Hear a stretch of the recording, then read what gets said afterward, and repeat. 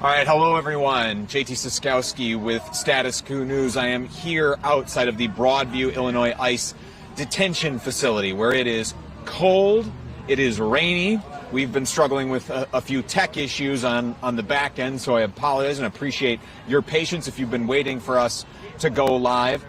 But despite the cold, the rain, the tech issues, we are still out here broadcasting, showing you these protests that are underway outside of this public black site where folks from around the Chicago area are being disappeared by agents from ICE and Border Patrol who are out on missions picking up random people across the city, whoever is the lowest hanging fruit. It's a lot of food cart vendors, day laborers, people who are out doing their laundry, preschool teachers, as we have just seen.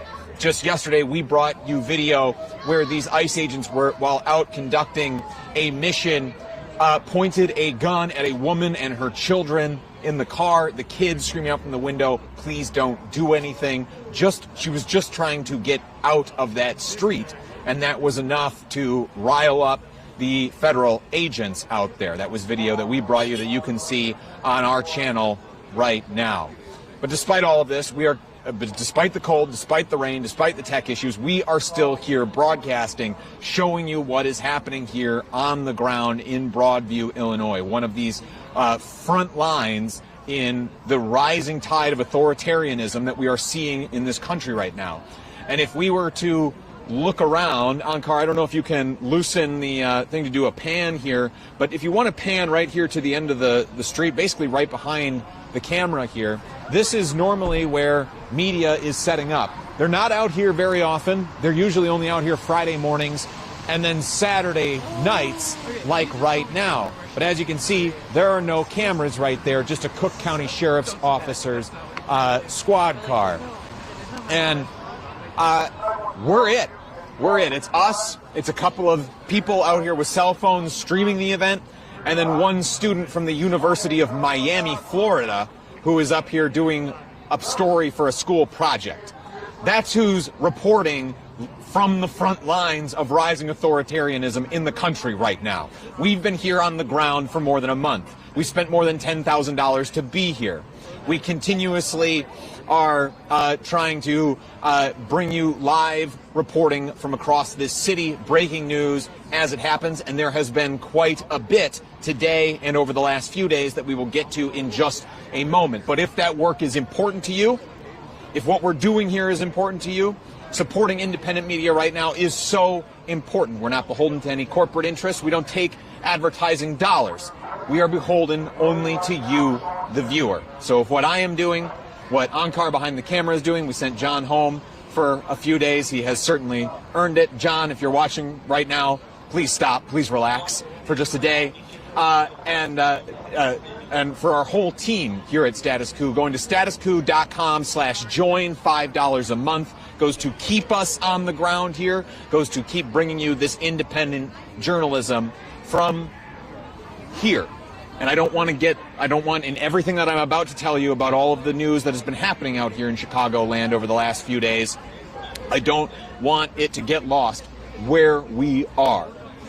There's a brick building just down the street that I doubt you can see through the crowd right now, but there's a brick building just at the end of this block that is a public black site. It is an ICE detention facility that was designed to hold people for a few hours after they have been detained in immigration enforcement operations.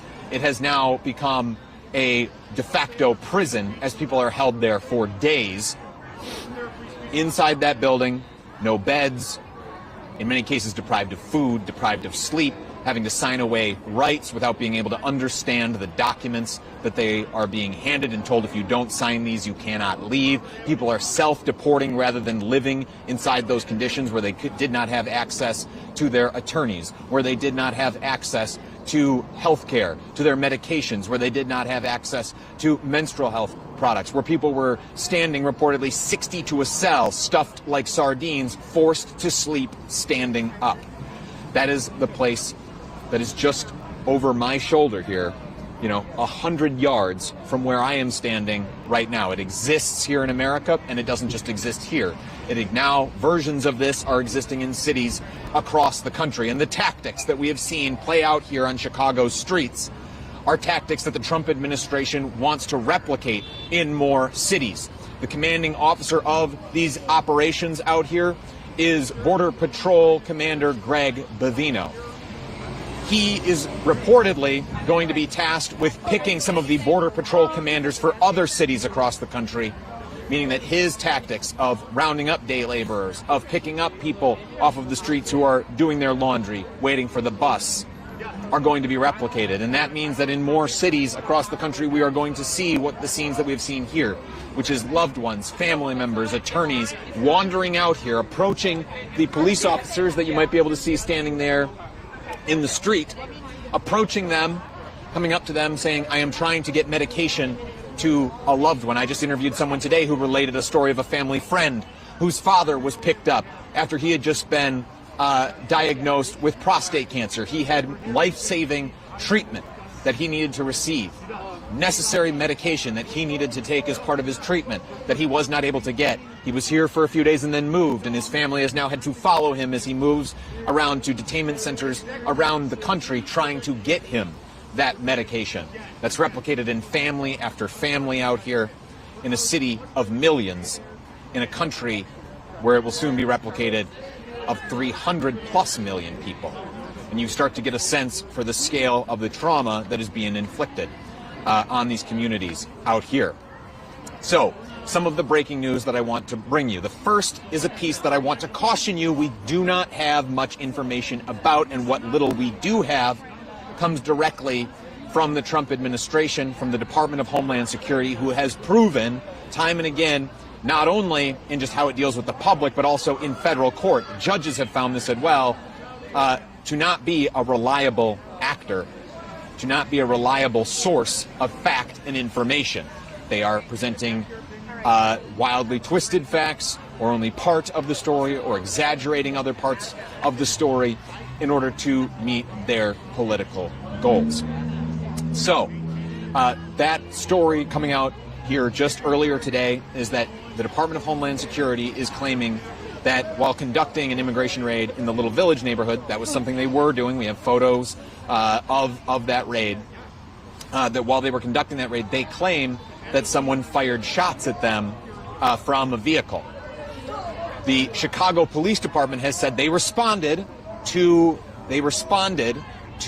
a call from the federal government for shots fired in that neighborhood, but they could not. They did not make any arrests for that. They could not. They weren't going outright and confirming that there were shots fired. So everything you're taking from this is from the Department of Homeland Security. The Department of Homeland Security is also claiming that agents had a paint can and bricks thrown at them. The reason I am putting so much caution on what the federal government is saying is not only have they demonstrated a willingness to fabricate the truth to meet their ends in other instances, not only here in Chicago, but around the country, I'm also being very hesitant because the Trump administration has shown that it wants to create a pretense to send in soldiers, whether that be National Guard soldiers or the military at large, to invoke the Insurrection Act and put troops on streets. We've already seen them on the streets of Memphis, of Washington, D.C., and other cities. And they want to have them here in Chicago and in places across the country. So that is why we're being so cautious about how we present this story, is because the Trump administration is looking for that justification right now. Some of the other news from out here was regarding those conditions that I just described as happening inside that building here down the street. Earlier this week, a federal judge put a temporary restraining order on the Trump administration, requiring them for at least the next 2 weeks to provide access to beds for people staying in that facility, to provide food, to provide water. These are things that you would think would become as granted if you were forcing people to stay in what is de facto a prison, that these are things that everybody should have access to. Access to their attorneys is another thing this judge has mandated. But no, this is something that needs to come from the federal courts, apparently, to be able to hold the Trump administration accountable and providing even the most basic of services to some of the human beings who are being held inside that facility right now. So that temporary restraining order will be in effect for at least 2 weeks while this case continues to make its way through the courts.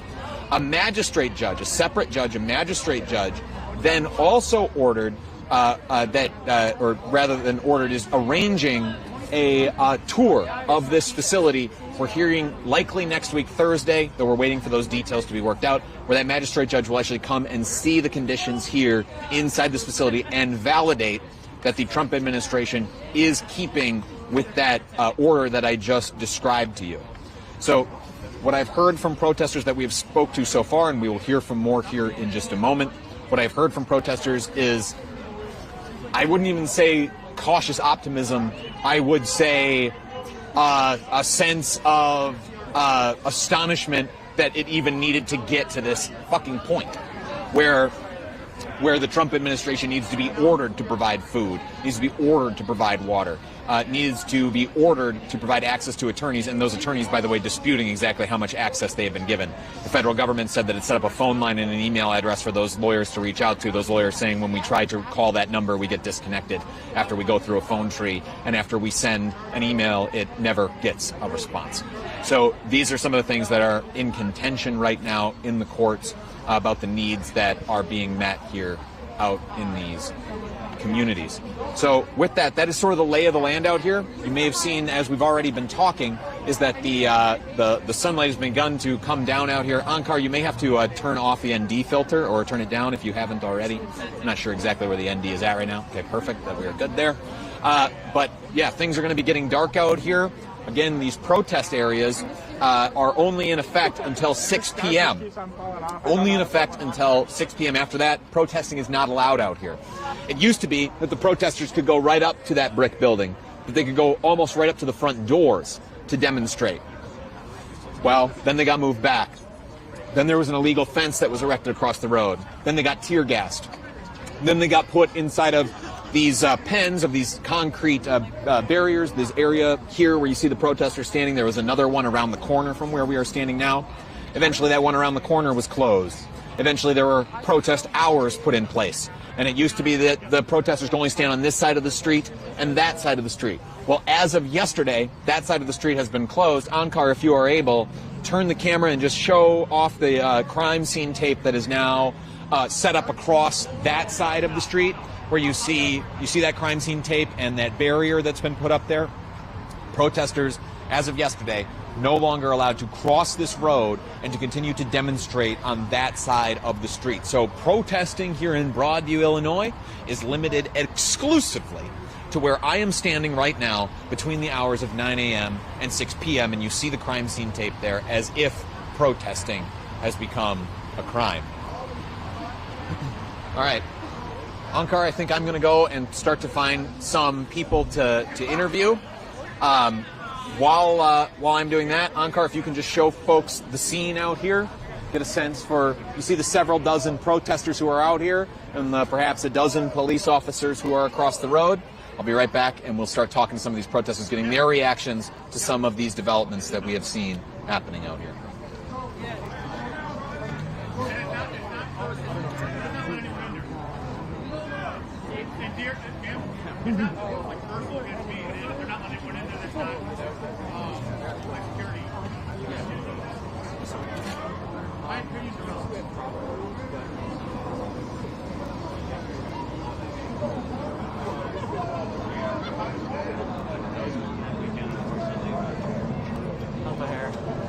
Your hair is great, my man.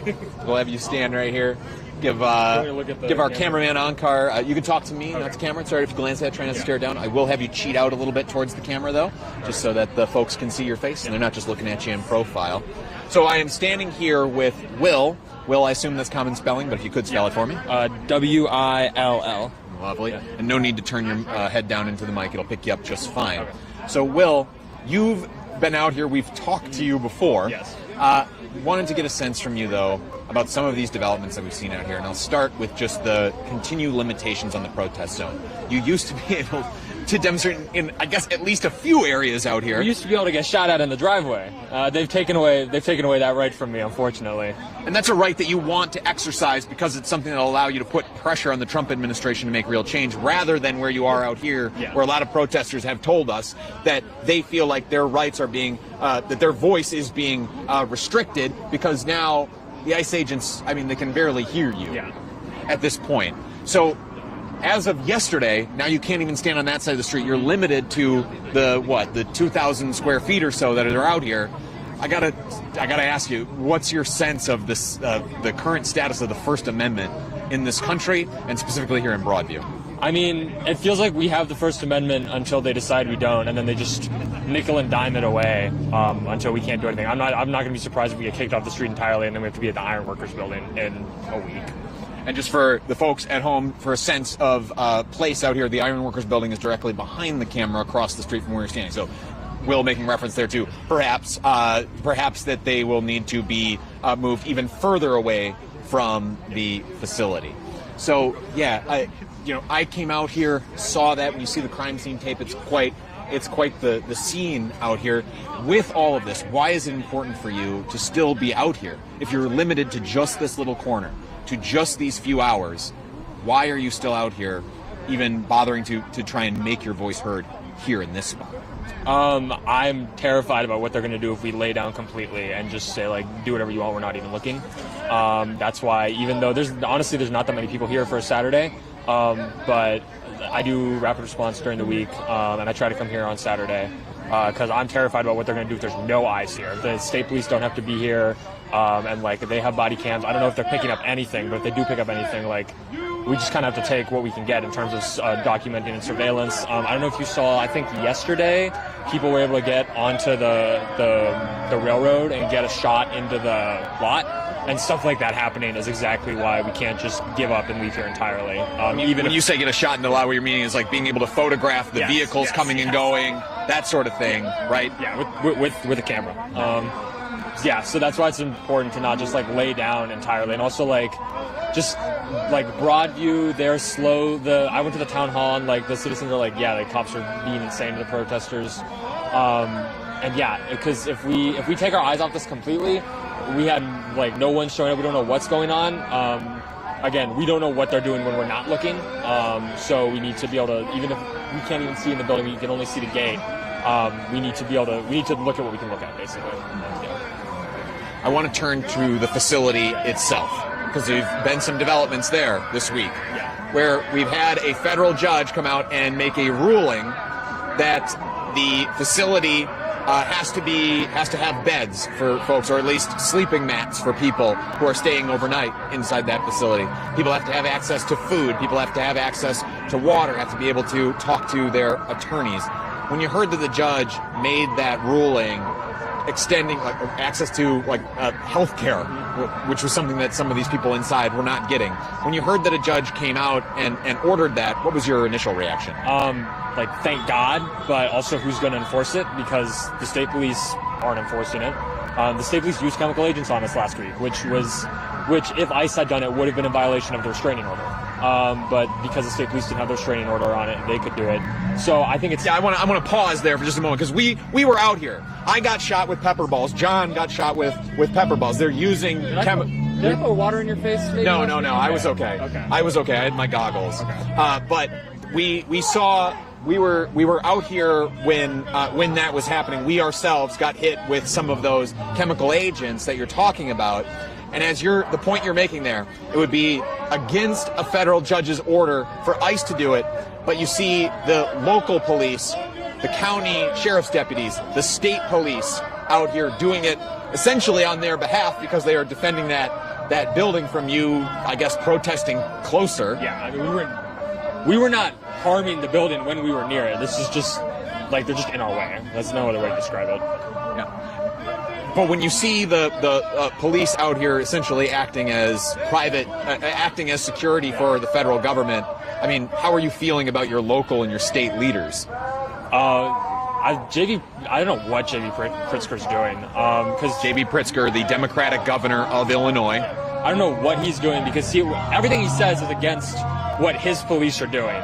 So, I mean, it just feels like he's lying to our face. And today in Little Village CPD, Chicago Police Department, they got in the way of response teams and protesters and allowed ICE to basically flee the scene.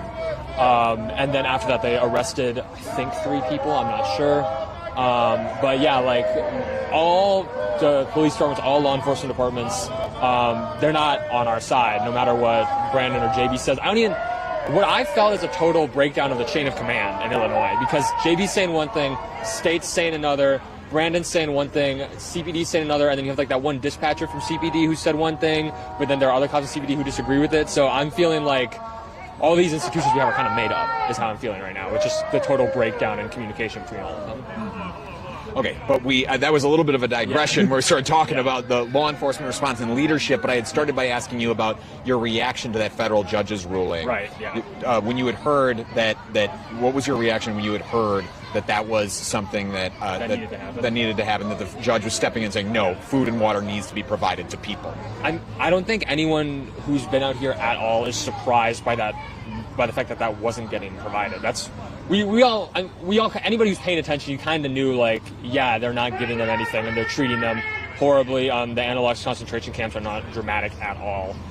So, like, hearing, like, oh, they need to do that is, like, it's good that someone's saying they need to, but it's horrible that someone had to say they needed to. So, what does making it right out here look like to you? I mean, my dream is we get everyone out of there, and we get all the ICE agents in court. Because I'd be surprised if a single person in there was detained, arrested lawfully, and we describe what a lawful arrest would look like to you. I mean, is there such a thing as a lawful arrest? I don't know, but like a warrant, not overly brutal. Like every arrest I've seen, they slam the person on the ground at least. Sometimes they hit them, sometimes there's pepper spray involved or chemical agents. So at the very least, they're always slamming people onto the ground. I've been arrested before, so I know that your shoulders can get dislocated when they're doing like the zip tie and the handcuff thing. So like, ideally they show up with the warrant, they go, hey, you're under arrest, and then the person like in front, because the in back it's inhumane. I've experienced that myself, but in front, and then take them, and then you have a warrant. But again, I don't know if there's such a thing as a lawful arrest. When it comes to how we've seen law enforcement acting at all. So I just want to underline a few points there, like things that folks are asking for. Stop brutalizing people when you arrest them, and then produce a warrant. Show cause. Why are you arresting this person? But that's not what we have been seeing. It's stuff that we brought you in our own reporting when we've gone out into some of these Chicago neighborhoods and followed up on some of these ICE operations in the area. It is masked agents jumping out of unmarked vans, snatching up people who are just, in one instance, doing just on the lunch break of their siding job on a home, for instance. We were going around today, just if we saw a landscaper, we'd hang out there for a couple minutes, just because like they just grab people who are working. And we've seen the photos of like a leaf blower just left on the street, and like it's haunting. Like someone was just there, and then they literally got abducted. Yeah. Oh, meaning that was something that you saw while you were out today? No, I saw a picture of it, but we were checking around on the landscapers in the area we were patrolling to make sure that nobody snatched them. And this is part of your rapid response work, I assume. Yeah. For folks who aren't living in Chicago right now, aren't living under what this administration is doing here, and probably don't have a lot of rapid response networks that have needed to be set up in their cities, describe the kinds of steps that people in Chicago are taking here to try and at least find some degree of safety in community. I feel like it's pretty simple. You grab your whistle, and then you just keep your eyes on like I don't want to say what you're using, but keep your eyes on the communication avenues you have. Grab your whistle, and then you get out there, and if you see something, do something. Meaning, see an ICE agent, blow the whistle, alert the neighborhood that the federal government is out in this neighborhood right now, snatching people. So people can so people who are at risk can shelter in place, and people who feel comfortable like documenting what's happening can get out there. You had referenced Little Village today. Were you out there today? Were you out there at all? We just today, and I don't know if this is going to be news to you or not, but the Department of Homeland Security is claiming that somebody shot at their agents in Little Village today. Were you around for any of this? Can you corroborate any of it? I have no idea what they're talking about. I didn't even see them fire pepper balls. I didn't see ICE or other people fire anything. So as far as I'm aware, I mean, there were like masked agents walking around with like ARs with suppressors on them, but like I didn't see anything get fired. I heard something got fired, and then I said lethal or non-lethal, and I didn't get a follow-up, so I just assumed that it was hearsay. Meaning that this is something that you had heard through like chat networks or something like that. Not that you were there for. You didn't hear like a gunshot. No, I didn't hear anything. I saw it in a text. But yeah, I was just like lethal or non-lethal, and then I didn't see a video, because whenever I know in my heart that if there was a video of a protester firing something at them, that video would be everywhere. So the fact that I didn't instantly see it, I was like, did that happen?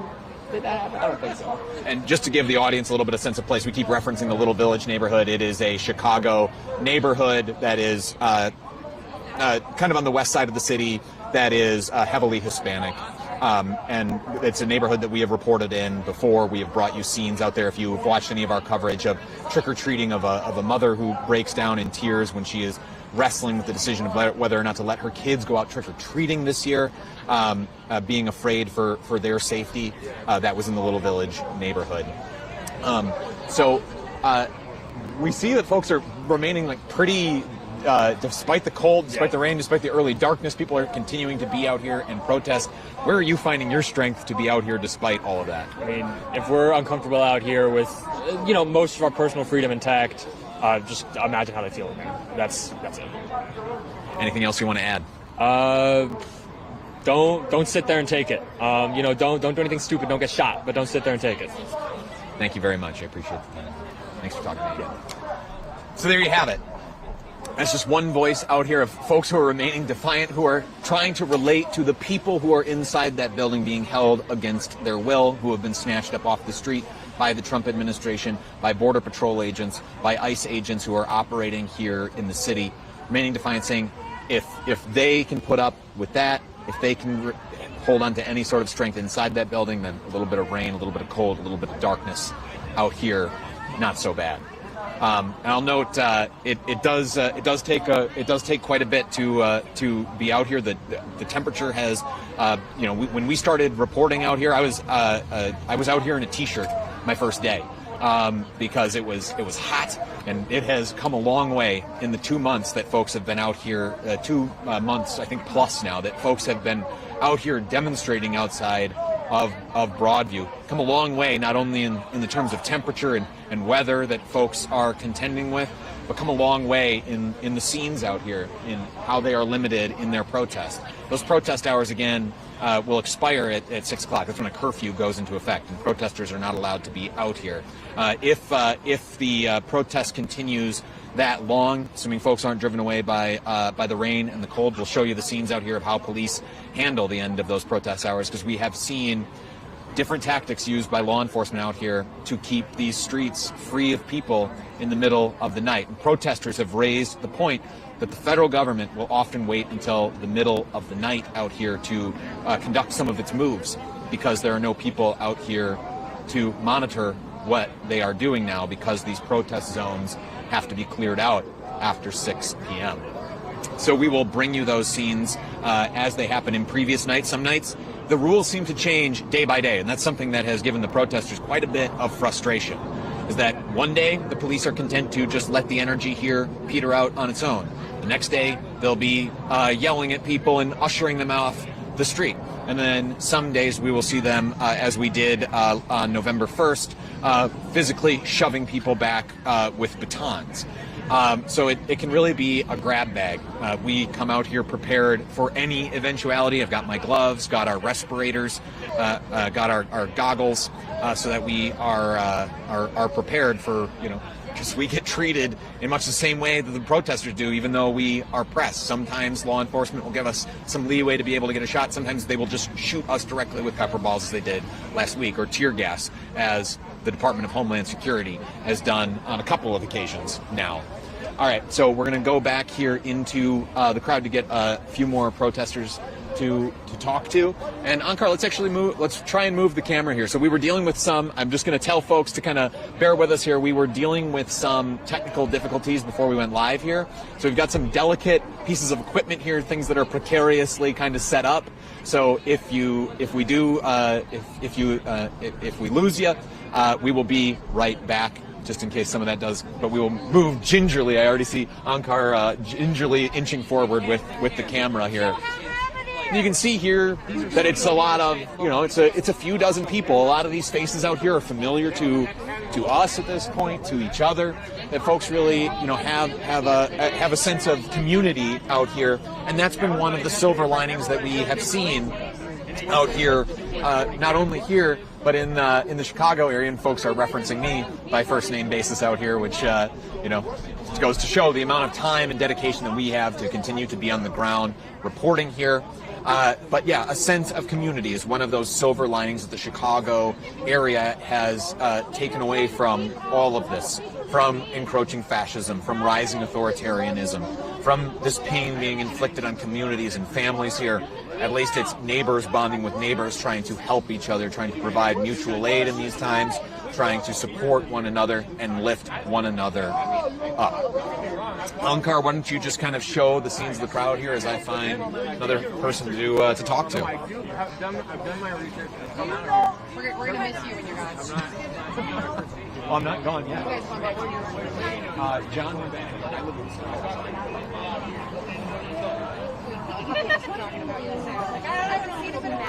went back.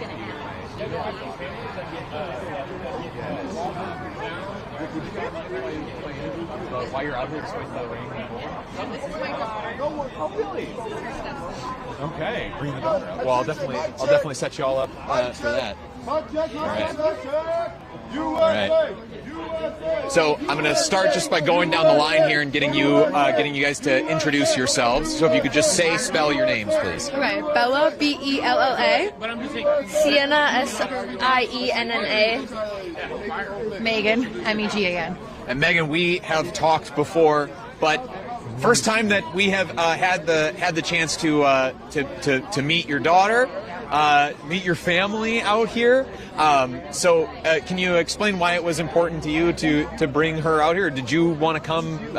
Did you guys want to come of your own volition, or what kind of? Yeah. Okay. So why did you want to be out here? Because I watch a lot of lives on TikTok, and I don't like what's happening in our world at all. And anything you would want to add to that? No. It's just what she said. Lovely. All right. So, what are some of those things that you did not like that you were seeing that was happening out here? Well, my best friend is Mexican, so I didn't like they were taking innocent people who came here legally. I didn't like that Trump was going against the Constitution in many different ways. And I think that he rigged the election both times. Right. Megan, I gotta ask you, what's the feeling that comes up in you, when they show this interest in wanting to be out here and wanting to protest? We have seen you out here; you've been a fixture of the demonstrations out here. When you see them also, the next generation, showing that desire to be out here and fight for their futures as well, how do you feel? I feel like it's passing the torch. Our youth needs to be involved. This is where I started when I was in high school. I was protesting against going to Iraq. I started the Gay Straight Alliance at my school. So I think it's important for the youth to get involved because they'll be the next generation of this. I want to talk about your guys' futures right now. How old are you right now? I'm 14. I'm 14. All right, so both 14, whole lives ahead of you right now. Say you don't like what you're seeing in the country right now. What would a better future look like? What is the country that you want to have handed down to you? Where love is spread all around, not just people who are supposed to be here. And then Kamala as president, because she just showed a lot of equality and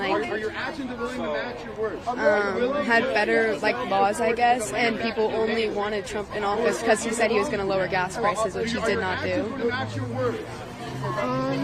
Just not be against other human beings and just to make the world peaceful. Peaceful, equality, people being together. These are not hard concepts for folks to grasp. 14-year-olds can articulate it. They see what is happening in this world, and they are able to say it and see it and even recognize failed promises, talking about things as complicated as economic policy. the president making a lot of promises when he was running for office about what he would do for the economy. And of course, we could run through a whole list of the actual economic problems that continue to persist and get worse under the Trump administration. But I wanted to get some just reaction to current events from you guys. First of all, the continued curtailment on protesting out here. The most recent development is now can't even stand across the street from where you're standing right now. You're limited to just this area. So I just had a conversation a little while ago with one of the officers over there, and I asked him, what's the reason, and he said he didn't know. And I asked him, why are you enforcing something if you don't even know why you're enforcing it? And they don't really have an answer for that. Right. It's constantly that answer that we've heard out here of, it's just my job. It's just my job. But I mean, I know that a lot of protesters that I've talked to have said that they feel that the police are essentially just acting as private security, basically, for the federal government out here. They're just acting as security, allowing ICE to go out and do their job. So, in effect, continuing that pain as well. I also feel like they're getting bored out here, and they're like more and more looking for reasons. Over the last couple of days, people have been getting arrested for standing on the barriers. Today they arrested somebody for sitting on the barriers. Just like they don't like that we're peaceful and we're not really giving them anything to do, so they're like almost looking for something to do. I did have a good conversation with one of the officers, and he said he doesn't agree with what's going on in there. He spoke out against it, and so I asked him, well, then why don't you do something about it? And he said, well, you don't know what I do in my personal time, but you're standing here right now, so I know what you're doing right now. And Megan, I want to make the point that out of all of the protesters, there are very few of them who I have seen out here more than you. Have you seen that officer out, coming to join the protests or doing anything activism? No, and I spoke to one of the Broadview officers as well, and I'm just trying to break through to them that, he said, if you have grievances with them, you need to call. And, we've been calling, we've been leaving voicemails, we've been sending emails. It would be more impactful if you disagree with it, if you did that as well. So you referenced that police officer saying, don't like what's happening in there, referencing the Broadview ICE facility. We got a lot of details about what is happening in there in a lawsuit that was filed recently, and a judge just ruled on, things of folks being deprived food, being deprived sleep, not being given access to medications that they need, not being given access to lawyers, no menstrual products, no place to actually lay down, folks being forced to sleep standing up, people choosing to self-deport rather than subject themselves to those conditions in there. When you hear me describe some of the things that are coming out about what's happening in that facility and some of these lawsuits, just give me the emotions. What are you guys feeling when you hear that? It's sad and shouldn't be happening. That's not normal. And I saw people on TikTok being it used to be America helping other countries with starving children, and now it's other countries trying to help America with starving children. I feel disgusted with it. I feel like people shouldn't let it hurting other humans. So the judge comes out and rules you have to provide people with food, you have to provide people with water, you have to provide people with beds, you have to give lawyers a way to contact their clients who are inside, you have to provide folks access to their medications. On and on down the line, some of these very basic human needs have to be met. The fact that a federal judge needs to come in and tell the administration that, Megan, I got to know from your perspective, is it a good thing that it's happening? Is it bad that it needed to happen in the first place? A bit of both. Where does your mind go when you hear that that's how your country is treating people and needs to be ordered to treat people better? It's disgusting that it has to happen. It's disgusting that people need to be told that people deserve basic human rights, food, a bed. We shouldn't have to be telling people that they need those things. And also the other thing that I appreciate that you guys are doing, and that people out here on a regular basis are doing is like, that lawsuit's terrible and it's horrible things that are coming out, but people who are here on a regular basis, we see so much more of it. We see so much more of everything that's not in the lawsuit, things that people don't understand. Like, there was a woman here 3 days in a row whose husband had, I believe it was a heart transplant recently. He had an organ transplant recently, and his rejection medication wasn't working. And her children were here crying and begging for him to get medical attention. And what she was being told was, there's medical attention in there. He's being taken care of. So it's like stuff like that that we see here on a regular basis that's not even in the lawsuit, that is not getting the attention that it needs to be getting. Yeah, and you're making reference to the fact that families will come here looking for their loved ones, trying to get something, anything through to them, whether they bring, bags of medications with them that they try to give to the police to get inside, or, just trying to get messages to loved ones inside. Those are some of the scenes that you're seeing out here by being out here all the time. Is there anything else that you think doesn't come through in the news right now about what it's like to be out here? Anything else that's going undersaid about what's happening out here? Yeah, the situation with the state police, the Cook County police, that Pritzker's basically getting away with saying that he's protecting us and he's sending the police to protect us, and that's not what's happening at all. And if you're not here on a regular basis, or you don't choose the media very wisely that you're watching, you're getting a different message. And when you're out here on a regular basis, you see that, like, it was last weekend that it was Illinois State Police that was shooting us with pepper balls, that was macing us. They're not here to protect us at all. They're doing the opposite.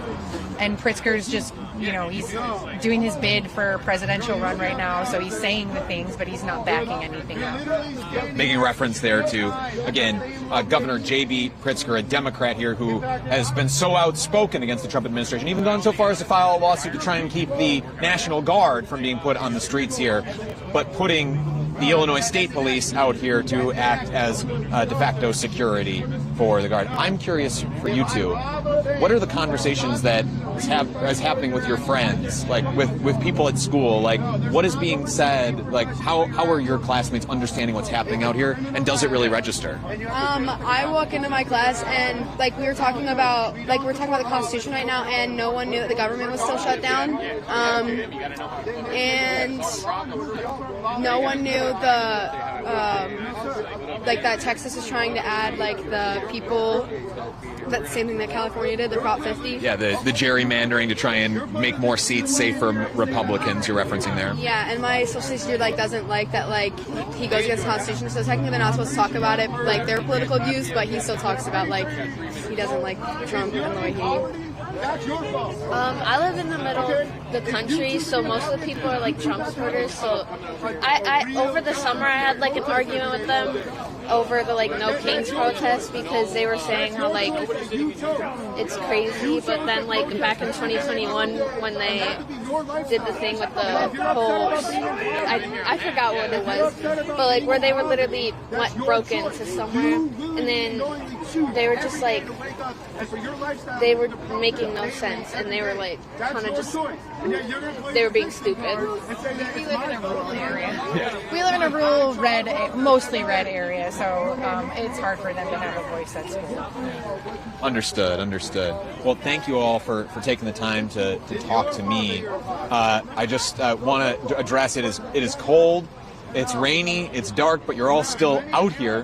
Where do you get the strength to continue to demonstrate, even though the hours that you can demonstrate are being curtailed, when it gets cold, when it gets rainy, when you're faced with police who aren't afraid to use batons or pepper balls and that sort of thing? Where do you get that strength to continue doing this? The families that I see coming out here, the tears, the real raw emotion from those people. This is nothing compared to what they're going through. So standing out in the cold is nothing compared to what those people are going through. Thank you all. I really appreciate the time tonight. Thank you, Megan.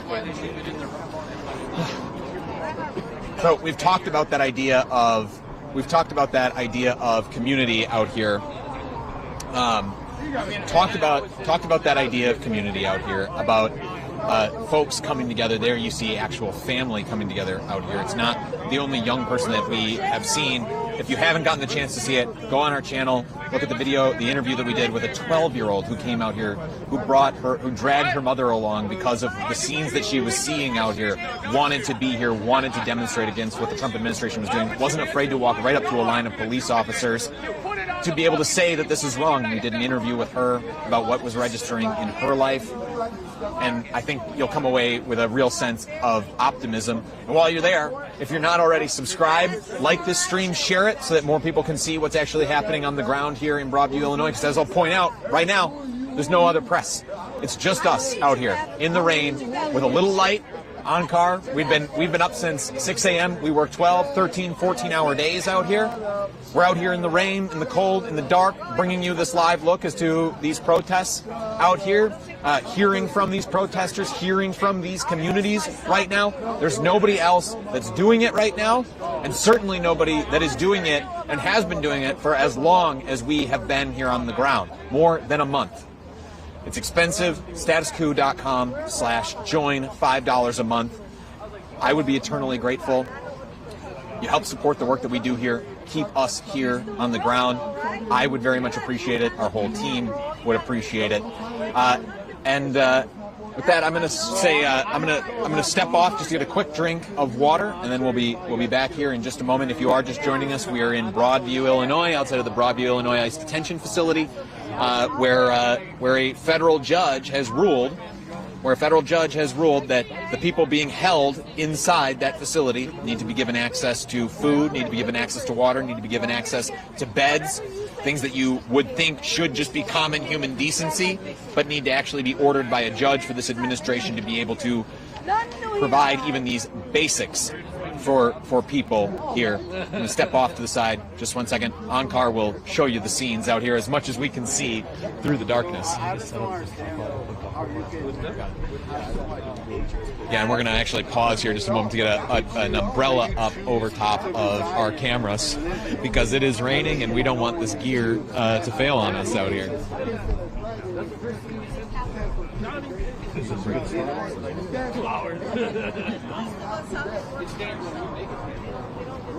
No, I'm saying everybody in our country. So you should want to get this in something good. You should what? No, I'm saying you should.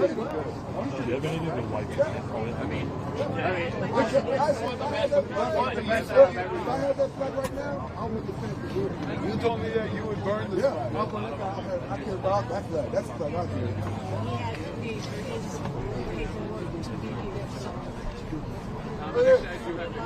This is the flag you should be playing. Yeah. Are you guys going? I just messaged my boyfriend. I was like, are you there? So you said if you had this flag, right now, Where's the chain? Yeah. Well, my question is, like, are they using but if you had the flag that has red, white, and blue, like, do you think after that? but if you had it, you think you make it stand for good. What the DHS? How would you pull that off? I mean, we can keep it. I drove to it. Yeah, just for a I second. saw some they all had backpacks, and I took shit on them. It's like a big deal. And there's animals. No, it's your opportunity. This is an opportunity to change the energy of the flag and to represent the flag as you wish. And we It's your opportunity to change the energy of this flag and represent the flag as you wish. I want to touch your flag. I want to touch that flag. Because what you are representing does not represent what you are doing. Yes, now it's your opportunity to change what the flag represents. And how it's, If you're able to see through the darkness there, what we're kind of looking at here is there's a gentleman out there who's gotten well, I guess there's two men with American flags kind of facing each other right there. The one in the Under Armour sweatshirt is holding the traditional American flag, the red, white, and blue flag. Another one is rendered in green, red, and black. But the one there that's in red, white, and blue, the gentleman holding that, he's been a known instigator out here, comes out here to yell pro-Trump and pro-ICE slogans, usually just to rile up the crowd, tries to spark debate and argument with folks. And sometimes folks take him up on that, sometimes they don't. As the weeks have gone on, he's gotten less and less attention, it seems. much to many of the protesters' gratitude. Excuse me. But there's been just a couple of those. I'll just point out, like, there are currently 2, maybe 3 pro-administration demonstrators out here. The rest of these 2 to 3 dozen people who are out here right now are all against the administration and what it is doing here in the streets of Chicago, and that is reflective of this entire city, of this entire region that we are seeing and hearing from folks out here, a near unanimous objection to what the Trump administration is doing. And we're just taking a moment here to try and get a light fixed to our camera here so that you can continue to see through the darkness, as the sun is now very well set out here in Broadview, Illinois. We're now in the darkness, and we're just trying to future-proof ourselves, because we might be going here for at least another hour. As long as these demonstrators are out here, we will try to be out here as well, showing you the scenes of what it looks like. So you're only on TikTok Live right now, and you're not going to give your bank account information to the people on your TikTok Live, because that's your property, and you want to restrict and limit who has access to your property. You want to back where you going with this? talking about security. Because America's property, we restrict who has access to America's property. We limit and we vet who has access to property. It's not unlimited on. You're not the subject matter.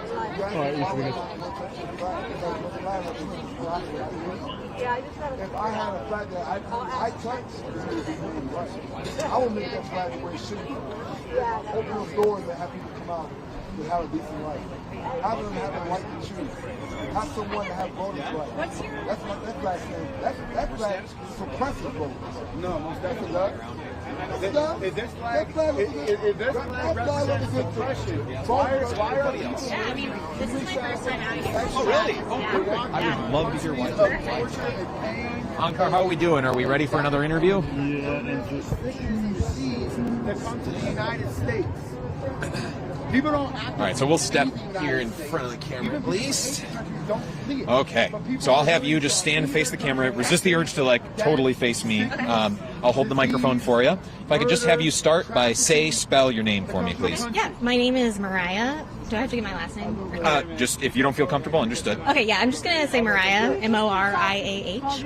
Thank you very much, Mariah. And Mariah, you were telling me off camera that this is your first time out here protesting in Broadview. Why did you want to be out here today? What finally tipped the scale and you said, I need to come out?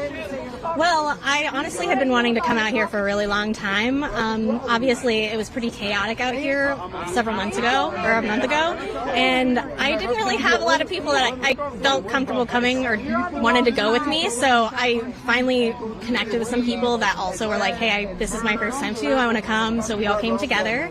And, I mean, I've been following this along for a really long time, but what they're doing to these people is they're treating them like animals, and this is akin to, like, concentration camps, what they're doing. If you look up the definition of a concentration camp, Broadview facility is a concentration camp.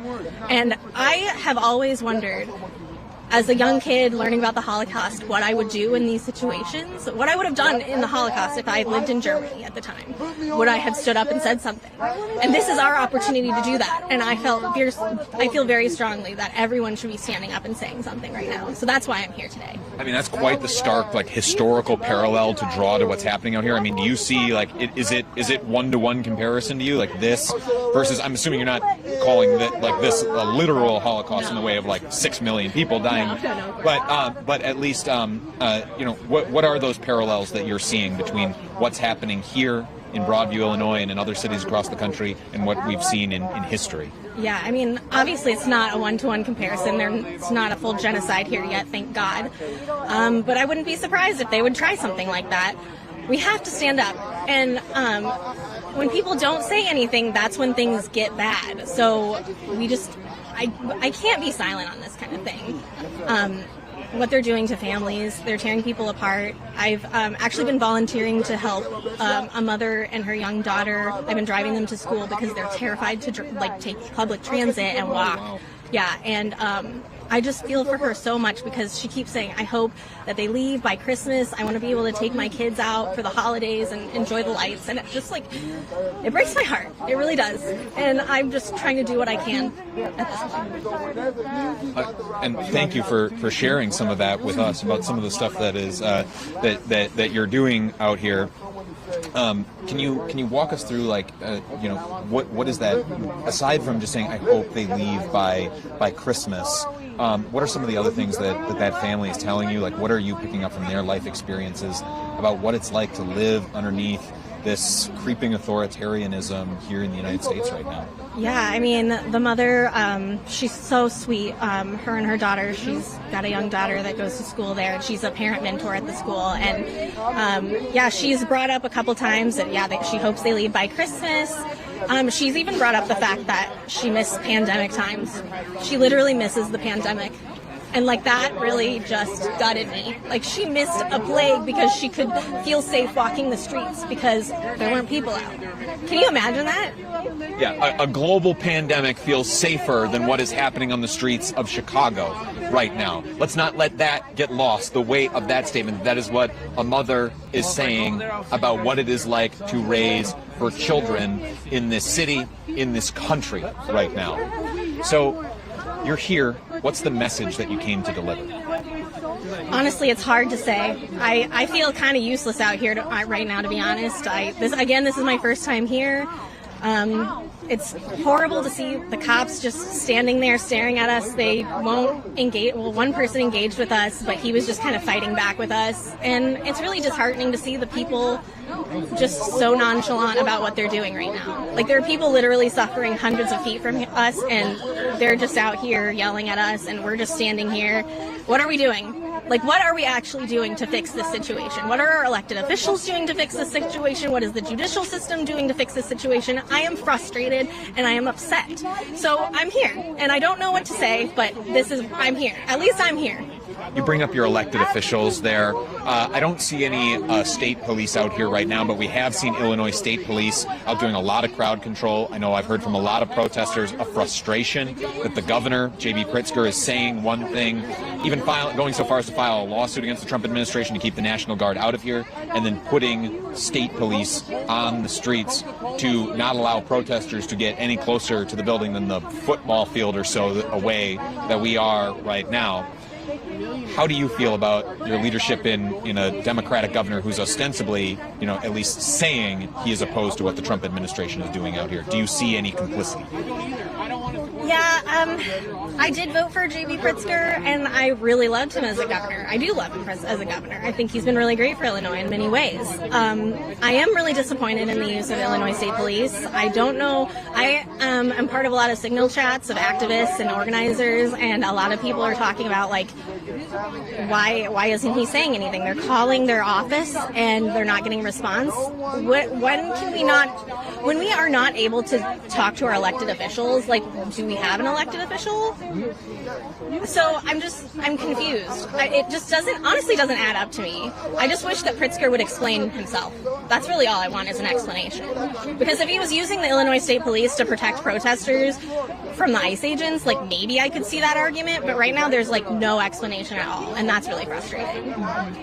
You just want to at least hear a justification from your leadership rather than what you're currently getting, which is crickets, at least on this issue of free speech, of how you're treating protesters who are ostensibly your allies in what you're doing out here. Would you like to see the governor come out here and protest?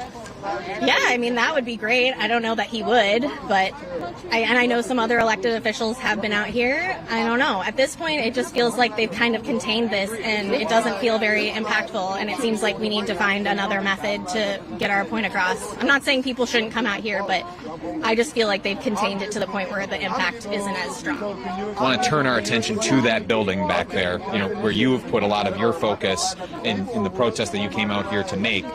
Some of the conditions that we've heard about inside through a lawsuit and through other ways that folks inside have been getting messages out here to the public is that people are standing 60 to, or at least were standing 60 to a cell, forced to sleep standing up, forced to sign documents that they didn't understand, signing away rights, told that they could not leave the facility unless they did so, being deprived of medical care, of menstrual products, not being given sufficient access to food, to sleep.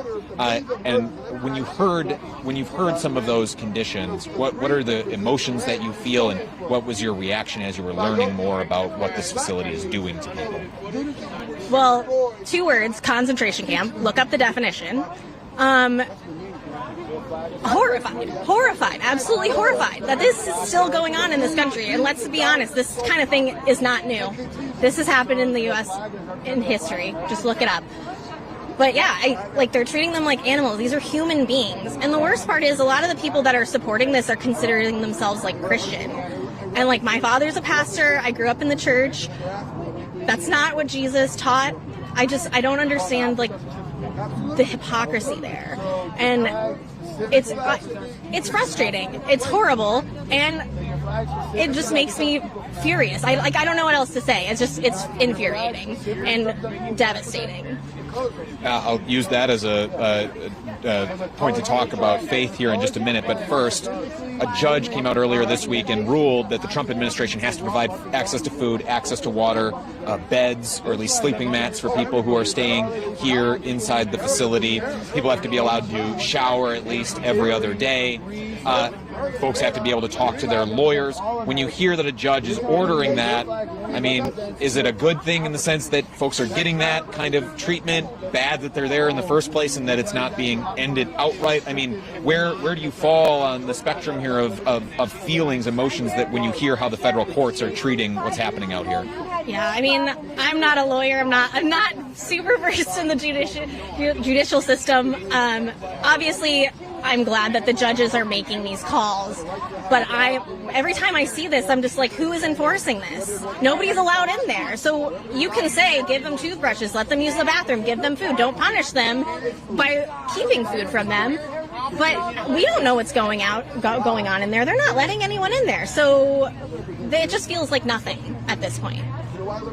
A magistrate judge is also trying to your point there, is trying to get access to the facility as a way to verify that the Trump administration is in keeping with that order. If you're that judge, if you're a person who's going in, who is allowed access to the facility to see the conditions inside, what would you be looking for? And what would you hope to see? Oh, God. I mean, I hope that they wouldn't be overcrowding in there, that they would be treating them like humans. Being like, I mean, they shouldn't be in there in the first place. So this is just kind of like a moot point. I would want them to be treated like humans, and they're already not being treated like humans because they're detained. Plain and simple. You talked about your faith, about your father being a pastor, being raised in the church, and saying, forget if you said like this is not Christian teaching or this is not what Jesus would have wanted out here, something to that effect. But we've seen this president really embrace like the Christian right here in some of his identity, and certainly the Christian right embraced this president and voting for him. Do you see any works of God or anything in keeping with your faith on display out here in any capacity? I'd rather not answer that question if that's okay. Yeah, that's fine. That's fine. Is it just a personal thing for you? Yeah, faith is a really personal thing, and it's not necessarily about myself. I don't really want to impose my views on religion on other people. I don't know. That's just a hard topic for me, to be honest. Understood. Not wanting to impose your faith on other people, I think, is an admirable thing to try and hold yourself to.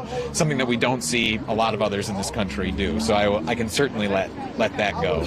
I did want to also get your reaction to some news here earlier today. We heard the Trump administration, the Department of Homeland Security, is claiming that somebody shot at them in the Little Village neighborhood of Chicago today. Nobody was hurt. It's been very difficult to verify any of these claims.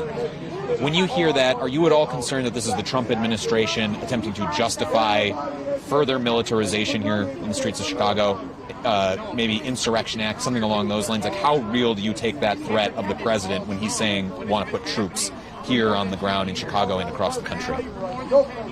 I'd say it's a real threat. I mean, he's been trying to do that for a really long time. I don't know that I don't believe anything that the Trump administration says. They've been making up lies. I've been in the I live on the north side of the city. I've been around Rogers Park and Andersonville where they're snatching people off the street.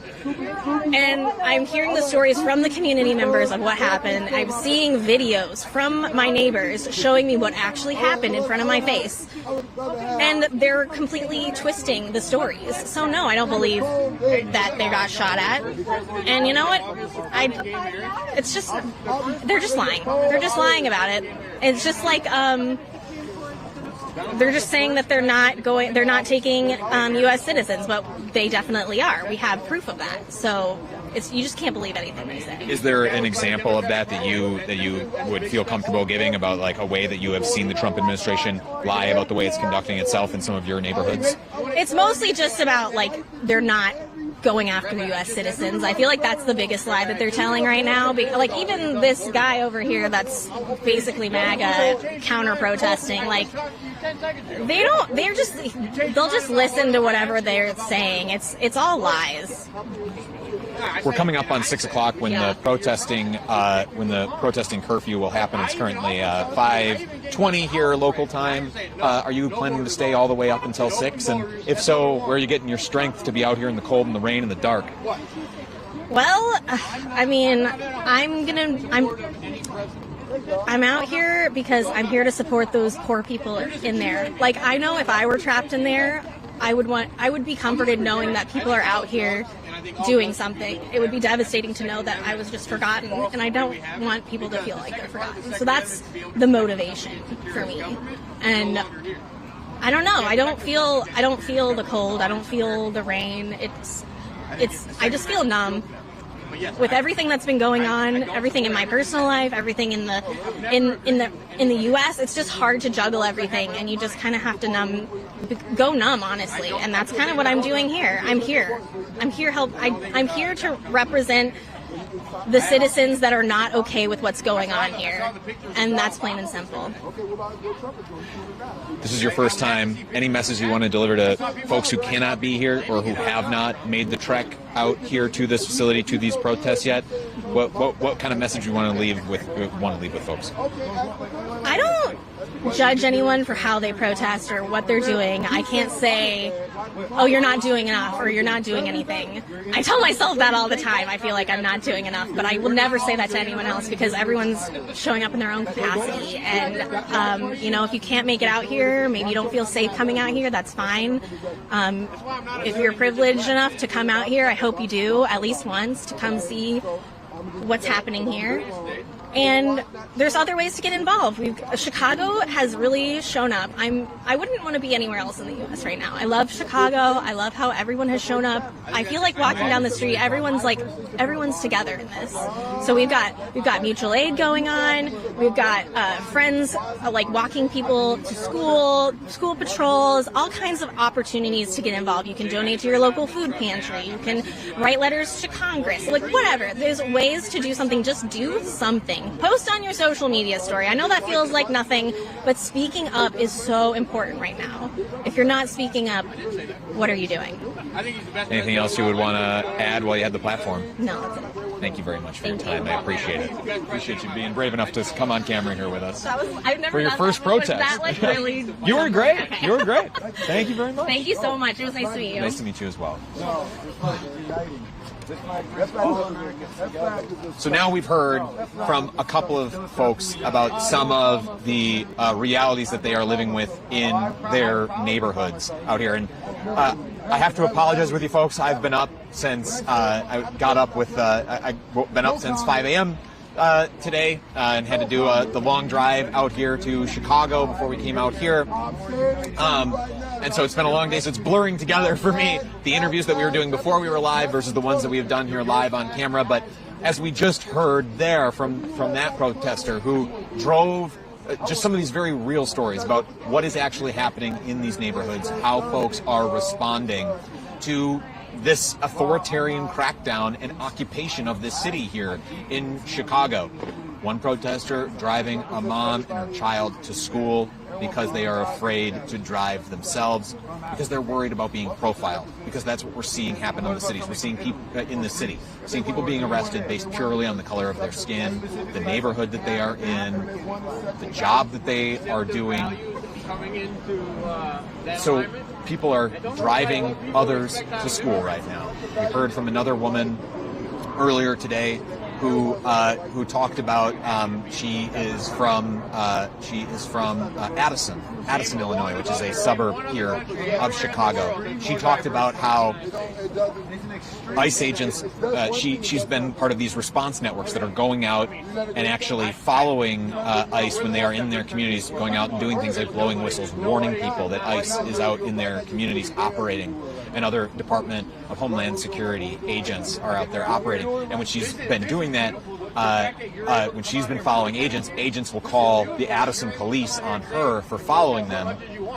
And then when she is just out then driving around, she says that she herself has been followed by ICE agents. So federal government can follow you.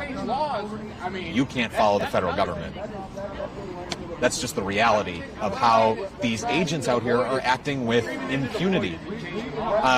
Just yesterday, some news that came out also here in just the last few days from the Chicago Block Club was that there's a regular Friday prayer service that has been held outside of this ICE facility since long before it was so politicized by this administration. I don't want to act like what was happening out here was okay before. That's why there was the prayer group. It has been happening out here for years. But the Block Club reporting that when this prayer group attempted to contact the Broadview ICE detention facility to ask to come in to say a prayer with the detainees here, something that they had been able to do in years and months past, they were told that there would no longer be prayer groups allowed outside of or inside of this building. And that left Broadview police scrambling, wondering if the federal government can even do that, can just curtail freedom of worship in a public place just by virtue of being nearby some federal property. And that was something that the local authorities here are trying to get answers to. And a lot of people are trying to get answers to what can the federal government do? What is it allowed to do? What kind of legal recourses are available to them? Because they see ICE, Border Patrol, the other Department of Homeland Security agents out here acting with impunity with what they are doing here on these streets. The way they are just picking people up off of the streets without presenting a warrant. The way that they are just invading onto private property just based on the color of the skin of the people who are working there, as we brought you from the Lakeview neighborhood in Chicago. These are the realities of what people here on the streets in Chicago are dealing with on a day-to-day basis. That's why, and these stories, if they are hitting you in your heart, I mean, that's why we're out here, is to be able to show you what these people are saying, what they are dealing with on their day-to-day levels right now. And if it registers with you, if this work that we're doing is important to you, because there's really no one else doing it out here. We've got some local media who will do some of these stories, but aren't out here now. It's just us. Just us out here choosing to brave the cold and the rain to bring you this live reporting. What we do here is important. StatusCoup.com/join. A little bit of pride, a little bit of personal pride for us is that we have been on the ground here for more than a month. I've been away from, I have a newborn. I've been away from her for weeks, nearly half of her life, to be able to bring you the stories of what is happening here on the ground in Broadview and in Chicago and some of these surrounding communities. And I'm very proud of the work that myself, John, Ankar, who is filling in behind the camera for me today. Thank you very much for that, Ankar, by the way, killing it. I appreciate it. For our whole team here at Status Coup, the journalism that we are able to produce on just a shoestring budget with just $5 a month that you and others like you are able to send us makes it so that we don't have to be dependent on advertising dollars. We don't have to be reliant on any sort of shareholders who are constantly constantly trying to get us to produce more news with less resources. We're able to give the time and attention and care to these stories that they deserve and be able to bring you these live reports when it matters, even when it's inconvenient. in the cold and the rain. Times where the local media doesn't come out and the national media hasn't been out here now in weeks. Not in a real sense, not in a real capacity. So if that work is important to you, statuscoup.com/join, $5 a month is all it takes to support, to continue to keep us here on the ground. I'm going to step off to the side here for just a second. We'll be right back. Bro, you're so incoherent. Are those any of your family members? Are those any of your best? Do you know their life? Isn't it Ski? Is your last name? Yeah. You said you're only going to be here a couple more days. It's an argument from there. I think you did. You said I follow you a little bit on your social media account. That might have been a different. I'm a chef. Oh, like we're going to be out all the way. Okay. So you don't have any plans to leave the area in the next couple of days? Oh, okay. Okay, yeah, you're probably your cameraman because there was somebody. I said what you said. I didn't say ignorant. You're very incoherent because you contradict yourself a lot and plagiarize on movies. Like what back? You contradict yourself. All right, your whole thing about Israel. I asked you if you ever been to Israel, right? And you said you've never been there. Yet you call yourself a rabbi, and you're saying that they had that. Oh, okay. Go ahead. Okay. You also said that they're... We're also getting down to 34 minutes in battery. Or 43, sorry. Right, so all one side, right? Okay. And then you guys call Trump a Nazi when he helps Israel. Nazis obliterated the Jews. Do you remember the Holocaust? Do you see how you're incoherent, confused, and all of that? You contradict yourself. We're doing pretty good on that. If I was president, I would be no aid to Israel. Can you give me at least 3 feet? Everybody give me So this is the scene out here, Broadview, Illinois, in just outside of the Broadview, Illinois ICE detention facility. You're seeing just the few dozen remaining protesters who are out Everybody here. get down camera. And the law enforcement presence that is out here, perhaps a dozen or more. Looks like mostly sheriff's deputies, Cook County Sheriff's deputies out here. We're panning around across the street to the protest area that is now closed. Protesters used to be able to gather there across the street. No longer. That has been closed off as of yesterday. Protesters now limited just to where we are standing between the hours of 9 a.m. and 6 p.m. At 6 p.m. Central Time, the protest curfew is in effect, and everybody has to leave. And in previous evenings, in previous weeks, we have seen police use force to remove people. But sometimes they will also just let it peter out, and and it kind of changes day by day what the strategy exactly is going to be. So we're going to see right along with you here, assuming Mother Nature cooperates and our technology cooperates. We'll be here showing you how police are treating these protesters out here this evening.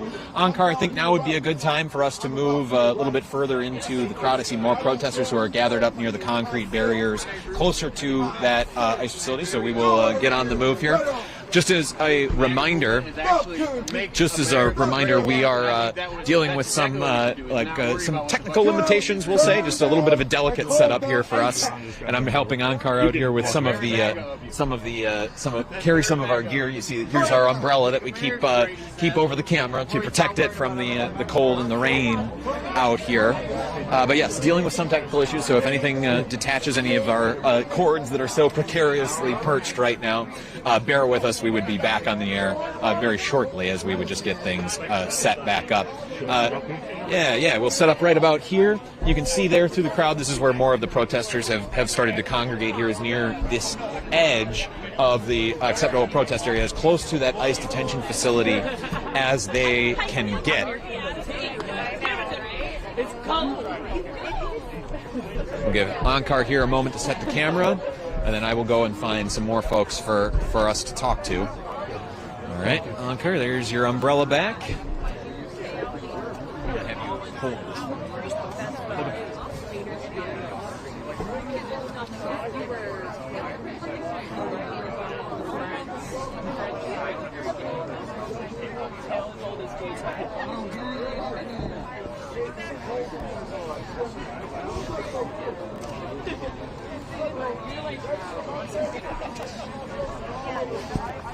How mobile are you?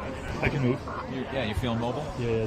There's some folks up over here who are like talking to the police nearby. So we want to try and give you the ability to listen and see exactly that back and forth that's happening with the officers. This is something that we've seen the protesters do, is try to have a dialogue with police officers out here about what the rules are, about their mission. And actually, if we can get even closer there on Carr, and because the one who's been doing a lot of the talking here, is the guy in the blue coat and the woman here in the red poncho. So we will try to. If you can kind of come down the side of it, maybe, and really like show, and then you can show the police as well, pan back and forth, and I'll get the microphone in there so folks can listen in themselves as well. The dialogue that's happening here between some of these protesters and the police. I'm glad that you can help him. What's the major difference between us protesting here? I'm sorry. Your first question is. No, sorry. That was an. Oh, sorry. Yeah, that was an accident. Oh, he's down the road a little bit. We can absolutely agree on that. Like, I know, like, people can say, yeah, then go home be with your daughter. It's more about the symbolism behind unity. Like, people saying, like, this is not okay. If you don't mind me asking, friend, what's your sign? It's not mine, it's hers. What's her sign? It's the question of how much, starting from the beginning, putting up the fence, creating a barrier of 50 feet away from the fence. It's a progression of how it's been happening. We went from being able to be there, closing off that section, to putting up these barricades. So, like, what's the next thing? Now they're saying clergymen can't come? That's a very fair criticism. It's just a progression. Like, this is. I was talking to the person behind you. It's a fair Without my criticism. sign, I was just having a hold. Oh, it's your sign? Yeah, that's How what I do was you know explaining. it's mine? Carrying some numbers. I have two. Oh, you're dedicated. I'm a teacher. Where do you teach at? I don't need that much. I'm a teacher in the state Well, of God Illinois. bless you. You're doing God's work. You also forgive I'm a us for not special identifying education yourself. teacher. Now you're really doing God's work. So, not only that, I teach a lot of black and brown students. So when I think about this, I see these children that have been taken from classrooms already, so they either have to leave with their families or they're living with relatives that their families already left. Heartbreaking. Without question. They don't deserve that. They don't deserve that. And when people think of immigrants coming in and just, taking all resources, you don't know the journey it takes for somebody to get here. The journey to get here is not just getting on an airplane and coming. It's not just crossing a river. You have to hear some of these people and how they talk, and it's like, you don't understand. I'm a mother. If my child is going to be sent to the cartels or get trafficked, I'm going to do whatever the hell I need to do to get to safety. And if that's America, I'm sorry, I'm going to do what I need to do. And now they're being sent back to that hell. That would terrify the shit out of me. This is why we're out here. Everybody has their own reasoning on why they're out there. That's mine. I relate to mothers. I relate to mothers because I'm a mother. I would hate to go back to that hell. Criticisms of this setup too. Some very valid criticisms of the ways in which free speech is getting pushed further and further and further from the facility, without really any material difference. Like, it doesn't matter if there's 100 people here, 100 people over there. As long as you guys are out here with the numbers that you've got, it makes no difference. We have to figure out a way to make this immigration system work. Sorry, what was that? No side wants to talk about it, right? Nobody wants to fix it because that's how they get elected. They point fingers at everybody else, right? They make everybody believe it's the brown people's fault. It's the immigrants' fault for everything. It's not really. You're not looking at the good, people like, that are middle ground. feeding it. It's like if mice were in a cage and you go and give everybody food, they'll all be copacetic with each other. You start separating one and giving one something and one not the other, they're going to start fighting each other. That's what happens. They're separating wealth and equality here. Looks like when it comes to armed agents storming into communities and taking people off the street. Well, Tom Holman had an interview. He said, if you let me in the jail, you'll live here by your Let people into the jail? Let his agents do that. But they're not taking people Like, to jail. They're taking people straight off the streets. Yeah, Like they're just exactly. taking people straight off the streets and broad I know. daylight. I just thought it was funny People on because bicycles. they stay quiet until I started.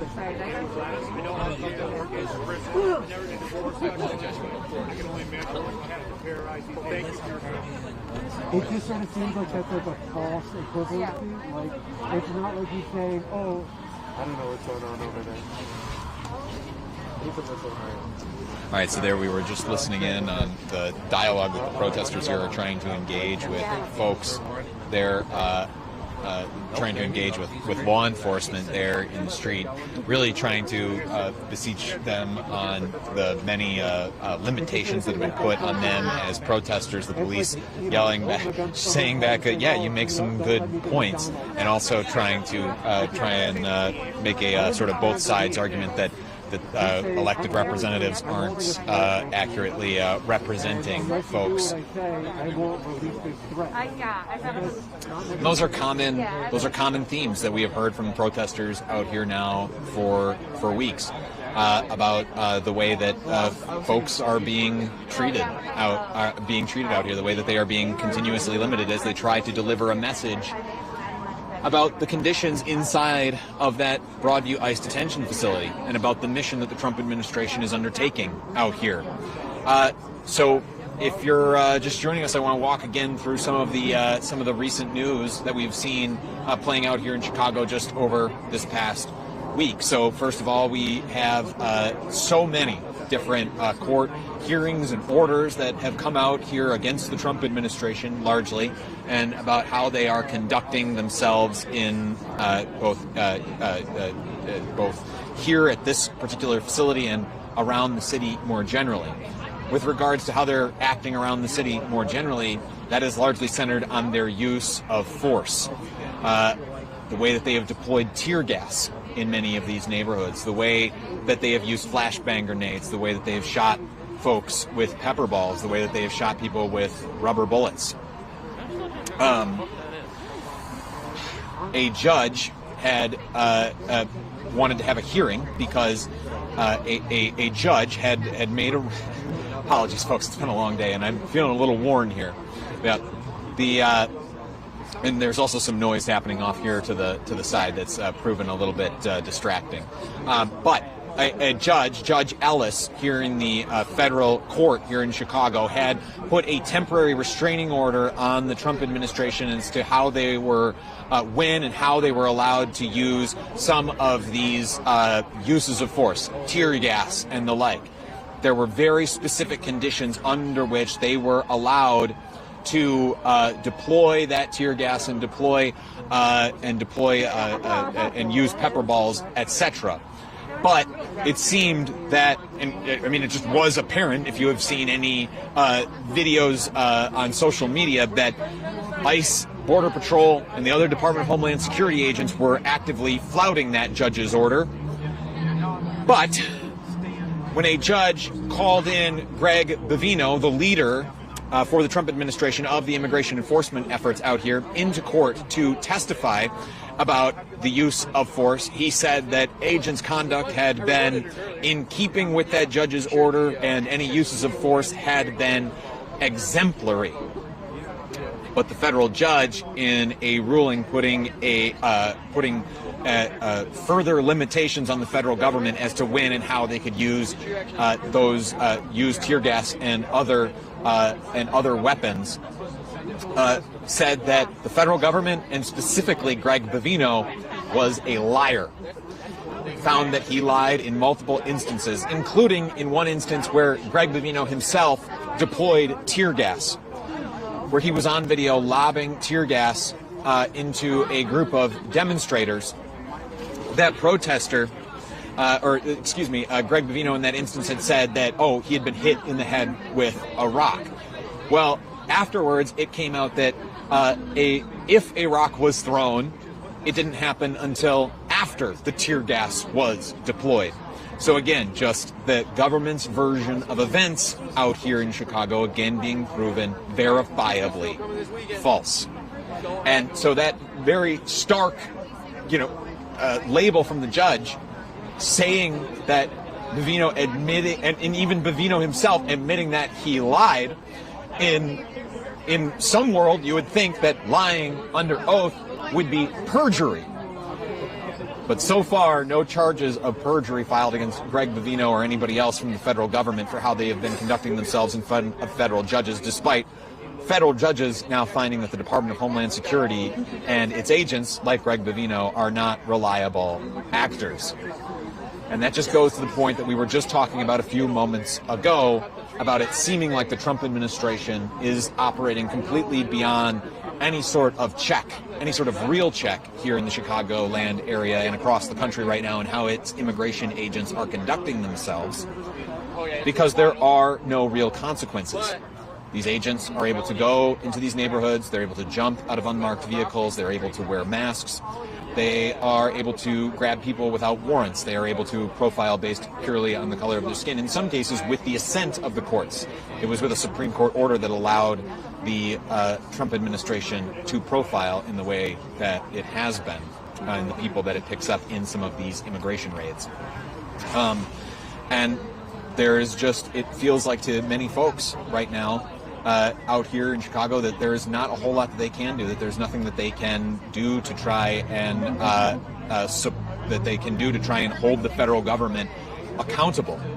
Some of these judges have attempted to put temporary restraining orders on the administration and how it conducts itself. But as we just talked about, the administration often just completely flouting the way that it is, completely flouting those orders. All right, folks, I'm going to step off camera here for just a moment again to collect myself, and then we'll be right back. If those 3,000 officers are allowed to clearly step in when there's the threat of force or violence on the table, then they might be properly staffed. I work on the same. I have to give her that in the city. That's fun. The old school method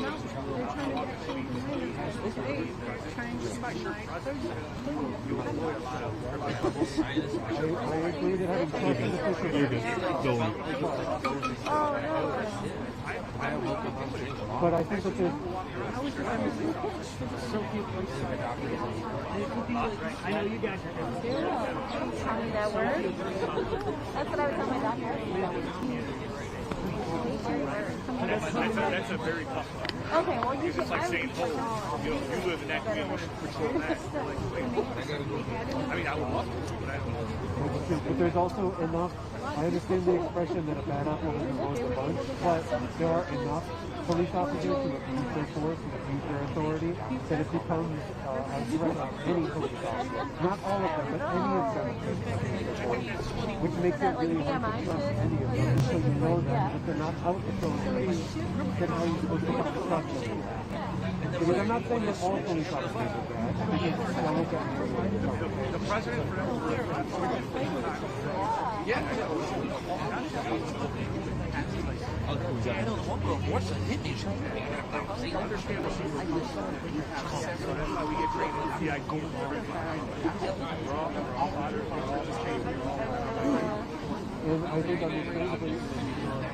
All right, I am out here with Ian. Ian, can you first start by spelling your name? I-A-N. Very much, Ian. And this is not your first time out here protesting Broadview. Can you just walk us through a little bit of your history with being out here? Sure. I've been out here since before they set up the fence originally, and have been coming out here at least a couple times a week ever since. So yeah, things have changed a lot since then. Fence is down, but we're now in these barricades. But yeah, I've been here through all of it. Love you. I want to talk a little bit about how those protests have changed over time. So you reference here, you talk about the fence, you talk about like some of the other things.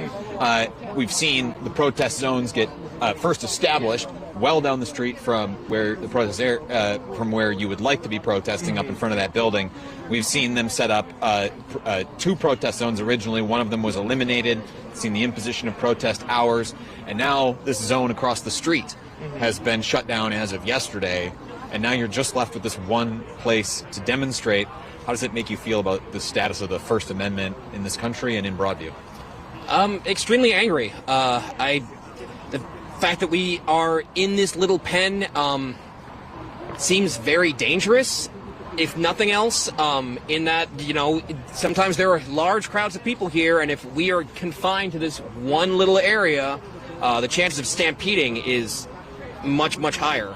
Additionally, the fact that we can't actually be close to anywhere really near the building anymore makes it really hard for us to do what a lot of us came here to do in the first place, which was to document, was to be able to track ICE vehicles as they came and went. And as you referenced, like, we used to be able to, we were up there originally, then they set up the fence, and we were behind the fence, but then we also would go over to 25th Street in Harvard and catch them coming out that way, and then they shut down that area, and yeah, then now we're only over here, and we can't even go on the other side of the street anymore. We're just in this one area, which is very frustrating. So what do you do to try and make your voice heard when you are limited to just such a small corner of one part of a street well away from the facility that you actually want to be protesting? Personally, one of the big ways that I've been trying to make my voice heard is to contact J.B. Pritzker as much and as frequently as possible. I'd just also like to just put that idea out there. We need J.B. Pritzker here. A lot of other elected officials have come out here, but Pritzker has yet to come out here. We need him out here. We could use his guidance. We could use his experience in just dealing with what's going on right now. Because right now it seems like he is telling us to protest and document, but at the same time also sending ISP out here. So it seems kind of like he's talking out of both sides of his mouth. I really don't want to believe that about J.B. Pritzker because I like him a lot, but we need some guidance from him. And then in terms of actually being here and keep my, help my voice be heard, I personally try to encourage as much peaceful protest as possible out here. That is my main concern, is just keeping people from getting hurt. Unfortunately, at this point in time, we're not dealing with ICE that often anymore, so I want everyone to be able to say what they want to say, and not get arrested while doing so. Yeah, and I think a lot of those emotions are understandable, relatable to people at home, that sense of frustration when you are boxed in, when your own political leaders like J.B. Pritzker are not being out here and standing with you in this moment.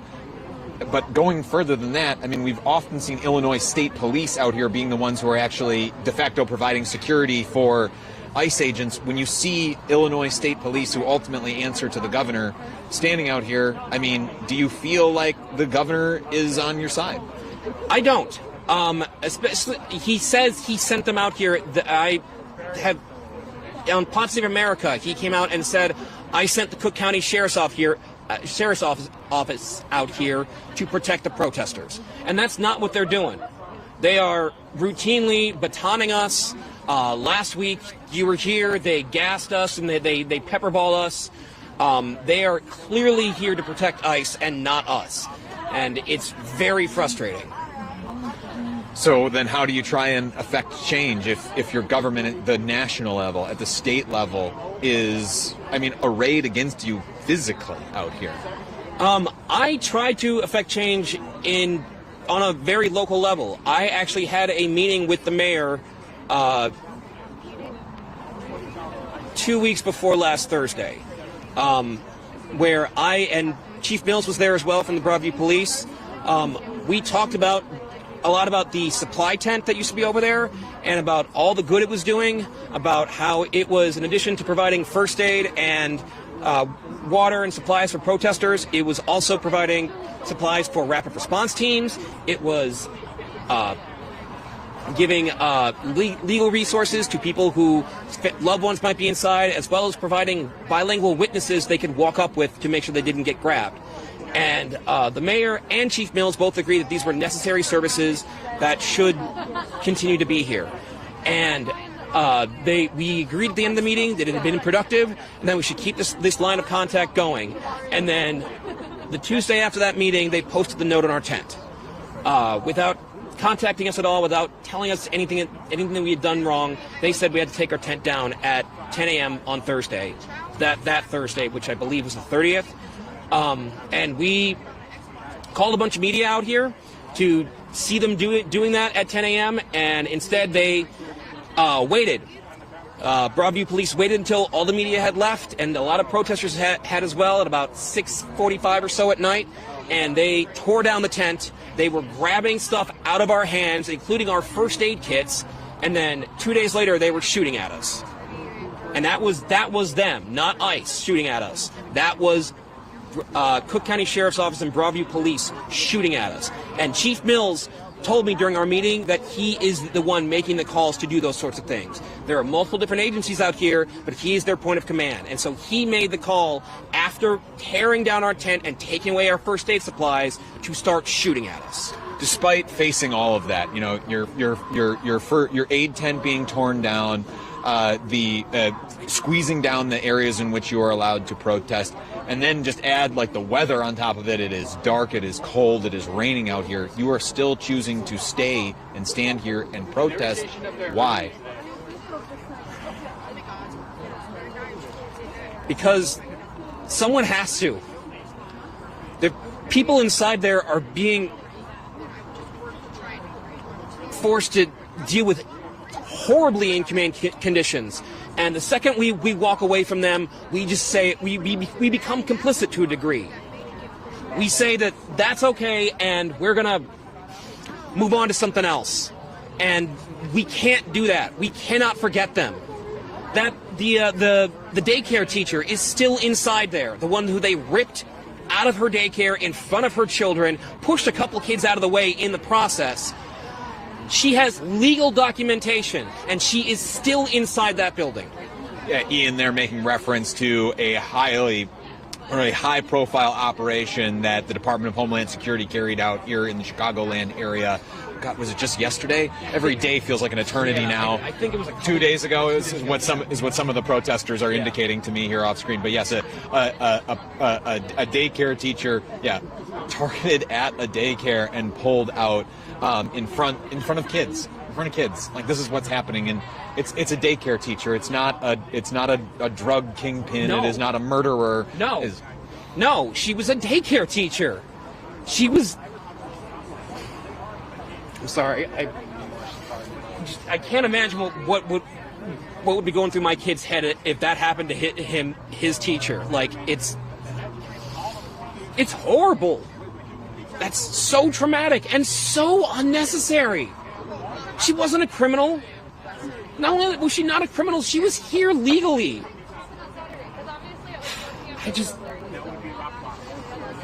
I need her to know that she's not alone. I need the people inside there to know that we are doing everything we can to fight against this. And we will be here for them. When it gets rainy, when it gets cold, when it gets snowy, we will still be here. So, we've heard about some of the conditions inside through a lawsuit that's been filed, through some congressional testimony, through some other means that folks inside are able to get word out about the conditions that they are dealing with. And we're hearing about folks standing 60 to a cell, forced to sleep standing up, people being deprived sleep, deprived food, told to sign documents that they don't understand, giving away their rights and not being allowed to leave, and being told that they're not going to be allowed to leave the facility until they do so. Folks opting to self-deport rather than deal with the conditions inside. Lack of access to medical care, access to needed medications. We've heard several, just during this broadcast and some interviews today, we have heard several examples of that, of folks not getting the medications they need, not being allowed to shower. When you hear about those conditions, I mean, how are you feeling? Like, what are the emotions that go through you? Okay, not only are they not being given their medications, which they are legally now, but by that judge's order, supposed to have. I have witnessed, I think, 5 different families now over the past couple of days come up here with medications, talk to an officer over here who then radios inside, and they say, oh, that person's not here. It seems like every time anyone comes to try and, you know, give life-saving medication to people who are inside there, they say, oh, it's not here. They're not here, and not only are they not here, you cannot confirm that. We're not letting police officers inside who can confirm that person's not here. We're just telling you they're not here and you can't come in. And the conditions in there are so inhumane, and yeah, that is why I'm here, is because attention needs to be brought to that. Needs to continue to be brought to that. Absolutely. And just to underscore a little bit of what Ian is saying there, one, the Trump administration proving itself over and over again, including in court, that is not a reliable actor here. That's not my opinion. That is what federal judges are saying in some of their rulings out here about how that they are conducting, about how the federal government is conducting itself here in the Chicagoland area, saying one thing, doing another, or choosing to exaggerate where convenient for them, or just make up outright falsehoods. So who's to say that these people are not actually in there when you are hearing and these families are being told that they're not in there? But also something that we're seeing is a bit of a shell game with folks who are being taken from here. They're being ferried to some county jails in neighboring states, including, we've heard, from Missouri and Wisconsin, presumably Indiana as well, given that its proximity. But still working on some of the reporting there. But that is some of the things that we are seeing out here, is a completely opaque system where families come wandering up here looking for their loved ones because their loved one was snatched off the street in the middle of the day. Maybe they were out, buying groceries, or they were out doing their laundry. They never had the chance to tell their loved ones what happened to them, where they went, and confused loved ones, after they don't hear from somebody for a while, are coming up here to the Broadview ICE facility saying, are they here? Is this where my missing loved one is? That's some of what folks are dealing with in reality right now. I witnessed on Thursday a man come up looking for his wife, and he came up here because they shared locations on their phone, and he saw that her location was in there, and I watched him try to contact somebody, try to get in contact with her. They said, oh, she's not here, and then he just watched on his phone until her location just vanished. She was definitely there, and they're still turning people away. So then when a federal judge comes out and orders the federal government on at least a temporary basis earlier this week, federal government, you have to provide folks who are staying here a mattress or a sleeping mat at night. You have to provide them food. You have to provide them water. You have to provide them access to their attorneys and to needed medication.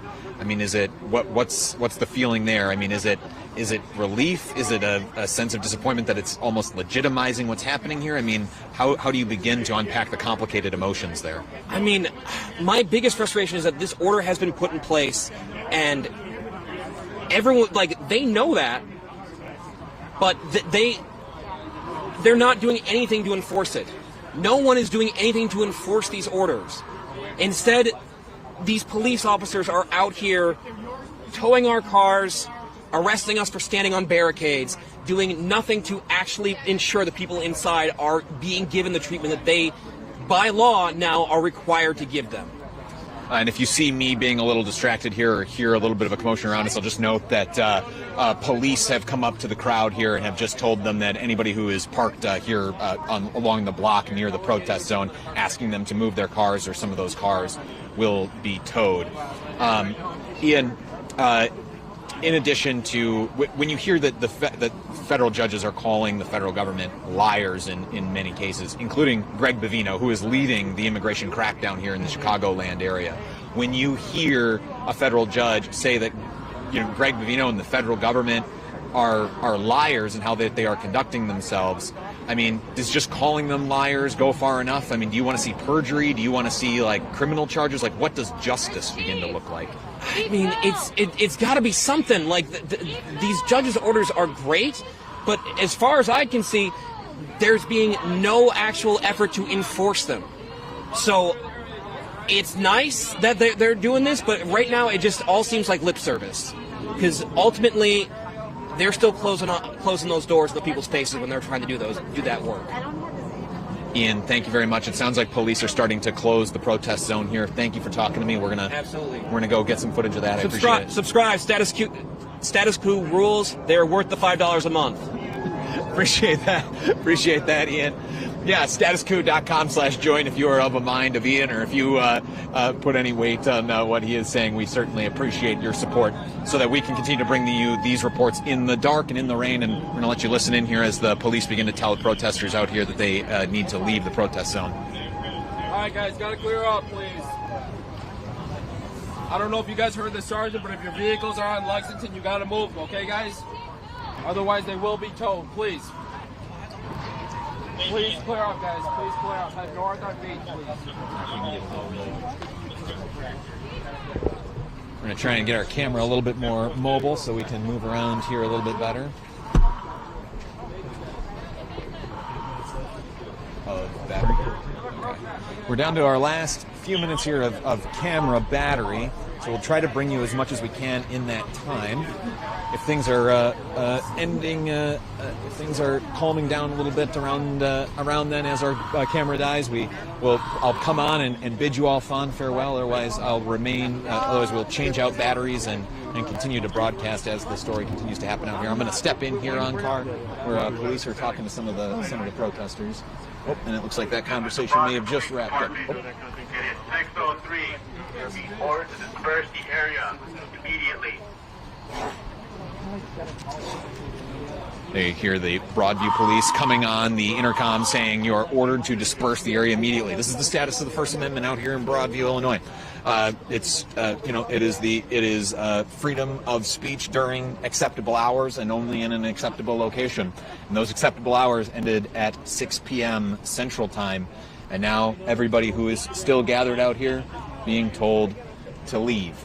Now, it hasn't come with the threat of arrest. I will note that order was different than some of the other weeks that we have been out here, where we have heard usually the police will come out and say, if you do not leave, you will be subject to arrest. And right now we're seeing some of the protesters attempting to engage some of the police in just a little bit of back and forth discussion. That's something that we have commonly seen. Out here is just that little bit of back and forth discussion with the protesters and the police as the protesters try to reason their case that what they are doing out here should not be possible. That the limitations on protesting are, they'll make the argument unconstitutional. There's a federal lawsuit being brought right now to that degree, that what is happening out here in Broadview is unconstitutional with the way that protesting has been limited. It is now 6:05. Please leave the area immediately. Again, this is the Broadview Police Department. It is 6:05. You're being given a lawful order to disperse the area immediately. Again, Broadview Police saying you're being given an order to disperse the area immediately. I'll note that a few people have walked away. A few people have gone to move their cars, etc. But largely, Ankar, I don't know, are you able to take this and kind of hold it over the camera there? I'm just growing worried about our equipment as we continue to broadcast out here. But it seems like police mostly in a relaxed posture right now. I'll note that there's nobody in riot gear. We've seen that many weeks past, many nights past when we have been out here, that Illinois State Police usually are the ones in the riot gear who have come out here as a way to physically move the protesters. So I'm not seeing right now any like pepper ball guns or anything like that being openly displayed. I am not seeing law enforcement with batons. I am not seeing them with riot gear looking like they are going to physically move protesters, that they might be content to let time, boredom, and the cold and the rain do it for them. We'll continue to watch here, and you see just a couple of officers standing near the barricades. But I mean, the fact that we even have to do these broadcasts, that it is high drama as to whether or not the police are going to be shooting pepper balls or physically moving people off of a peaceful protest. I mean, tonight it's just been folks milling around. A little bit before we went live, I don't think they've been playing the music at all while we went live, but people were playing music earlier, dancing. I mean, that's the scene that you see out here. It's a lot of people just coming around, stand around, hold up signs, generally talk,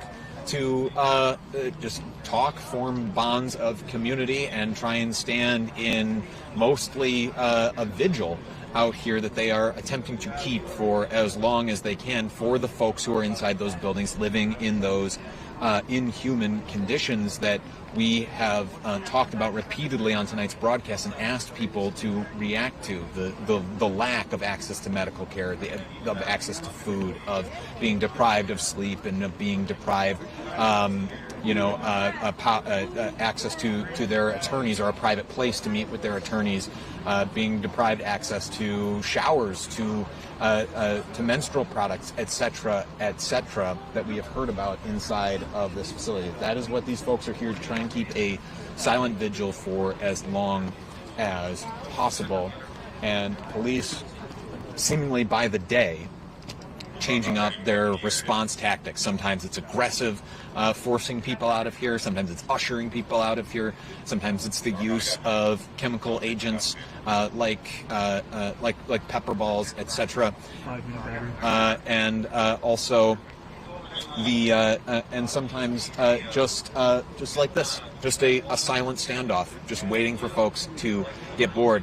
Ankar is telling me from behind the camera that we are down to our last 5 minutes of battery. I think, Ankar, it will be useful for us to try and change out the batteries and then continue to broadcast out here. So we're going to step away for just a moment. We're going to swap out those batteries, and then we'll continue to show you how exactly police are going to treat and remove these protesters if they do.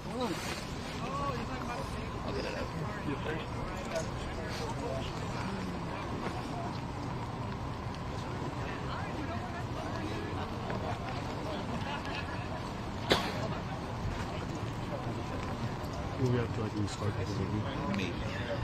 Maybe.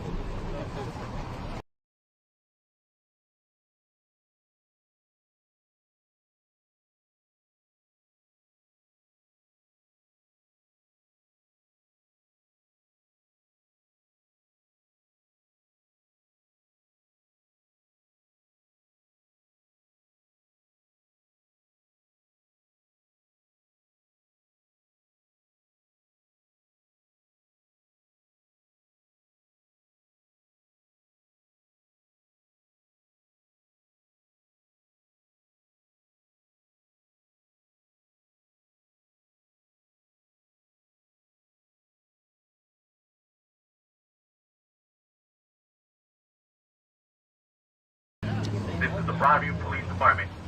You're being given a lawful order. Please leave the area immediately. This is the Broadview Police Department. It is now 6:10. You're being given a lawful order. Please leave the area immediately.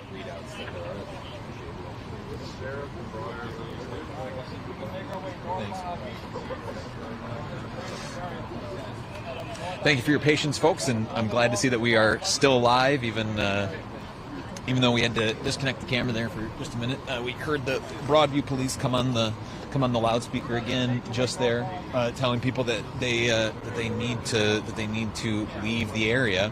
It is past the 6 p.m. protest curfew here in Broadview, Illinois, outside the Broadview, Illinois ICE Detention Center.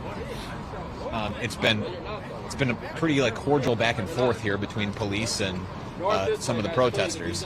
I'm going to step in here so you can listen in to some of this conversation.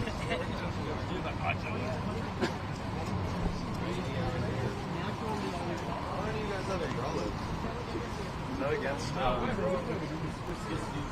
code or whatever. You guys should have umbrellas attached to your uniform. You should wear those hat umbrellas.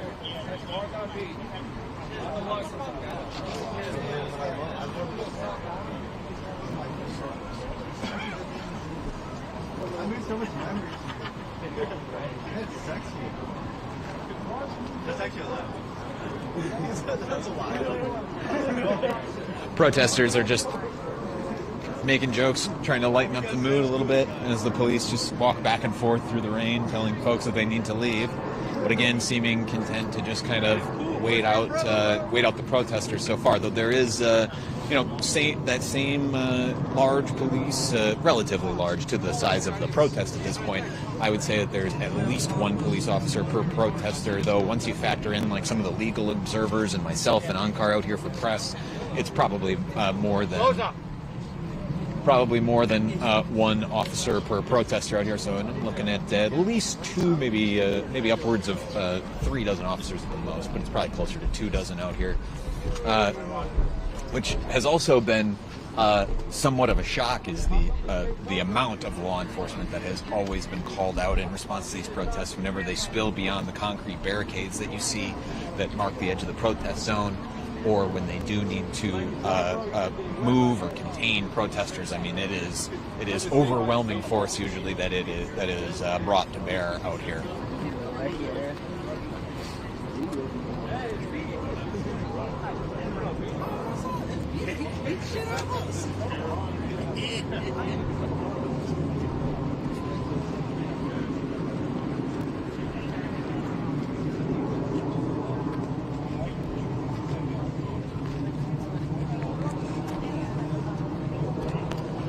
Oh, and Ankar, be careful about showing identifying information, but there's right now walking down towards the Broadview, Illinois facility with a sheriff's deputy escort. It looks like a family that had a baggie that looked like it had some medications in it. So again, probably a family of someone being held inside with a young, it looks like maybe a mother and 2 daughters along with her. No, it's 4 people in total, but at least one little girl in tow in a pink coat out here to deliver medications to somebody inside of that facility. Again, you just start to see it. And if you sit out here all day, you will see the full scale of person after person, family after family that happens by just looking to deliver some medications or information to loved ones who are inside, or looking to learn if their loved one is indeed held there in that facility. And in many cases, if they're looking to learn if their loved one is inside, they're turned away and told to just check an online database to see where their loved one is. Though we'll note that there have been times, including with Alligator Alcatraz, as we have brought you much reporting there, where many of the detainees are, go missing from that database and not clear where they go, at least for a time.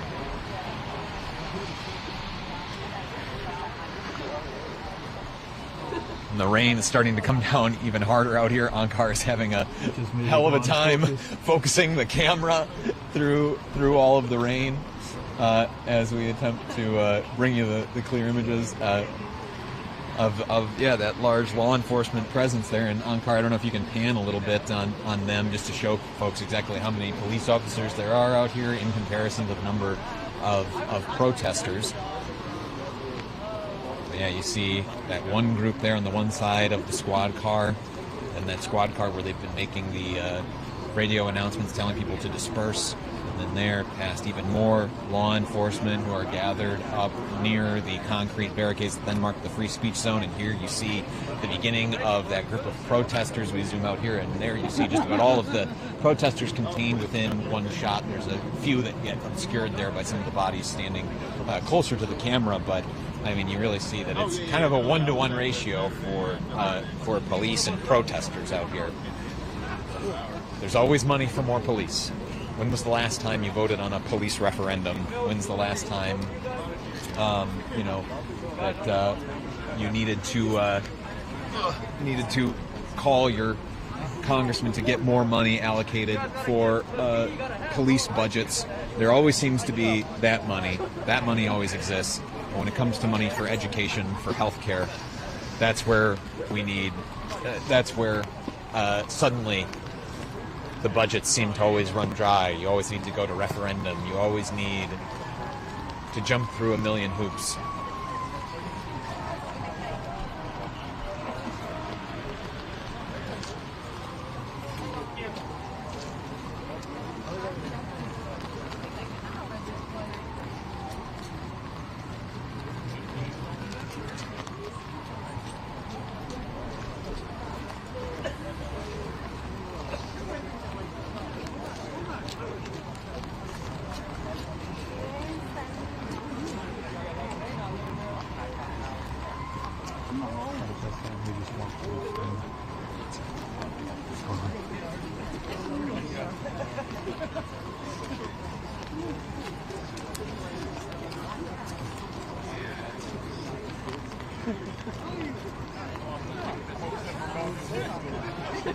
I'll take a moment to read off and give thanks to some of our new members who have subscribed, or folks who have given us money here tonight, because it's only through your generous contributions that Ankar and I are able to stand here in the cold and the rain.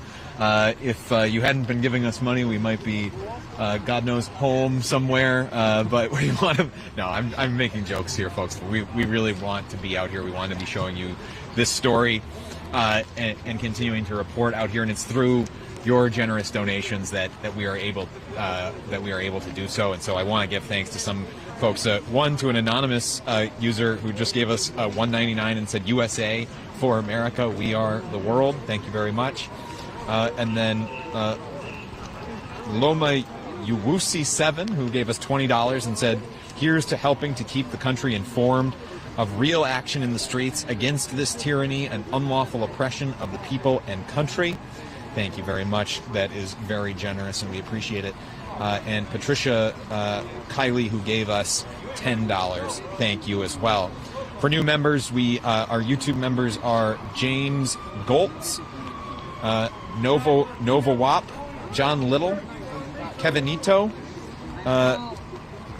Dave Hyde, Lomiyasui7, gifted 5 members. Wow, thank you very much. Your generosity tonight is greatly appreciated. Rachel Jervis and Judith Scoville, thank you all. Those memberships mean a lot to us. That is the sustaining lifeblood of independent journalism that allows us to be out here to show you what is happening here on the ground in Broadview, Illinois, as the rain falls and the cold and these protesters continue to hold visual and the police wait them out. And I'll make one final plea. If you can become a member, I think Ankar and I have earned it tonight. We've been broadcasting for around 2 hours now in the cold and the rain, even more than 2 hours, I think. More than 2 hours in the cold and in the cold November rain and in the dark out here in Broadview, Illinois. After being on the ground for more than a month out here, we're the only independent media outlet that has been out here this long.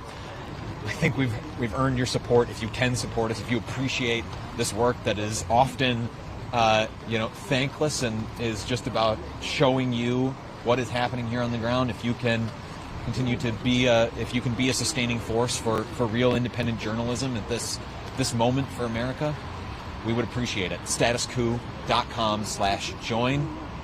$5 a month, 16 cents a day goes to support the work that we do here.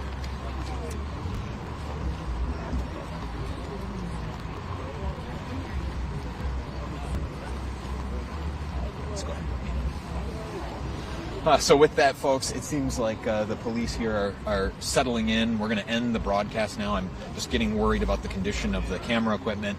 But I'm also, I think we're going to hang out here for a little while just to be sure that the police are indeed again taking that tact of waiting out the protesters, waiting for the rain and the cold to take its effect on the demonstrators out here rather than forcibly removing them. We'll continue to hold that vigil, but I think for now we're going to sign off so that we can protect some of this gear and some of the investment that our generous contributors have made in us here. So live in Broadview for Status Coup, I'm JT Siskowski. Good night.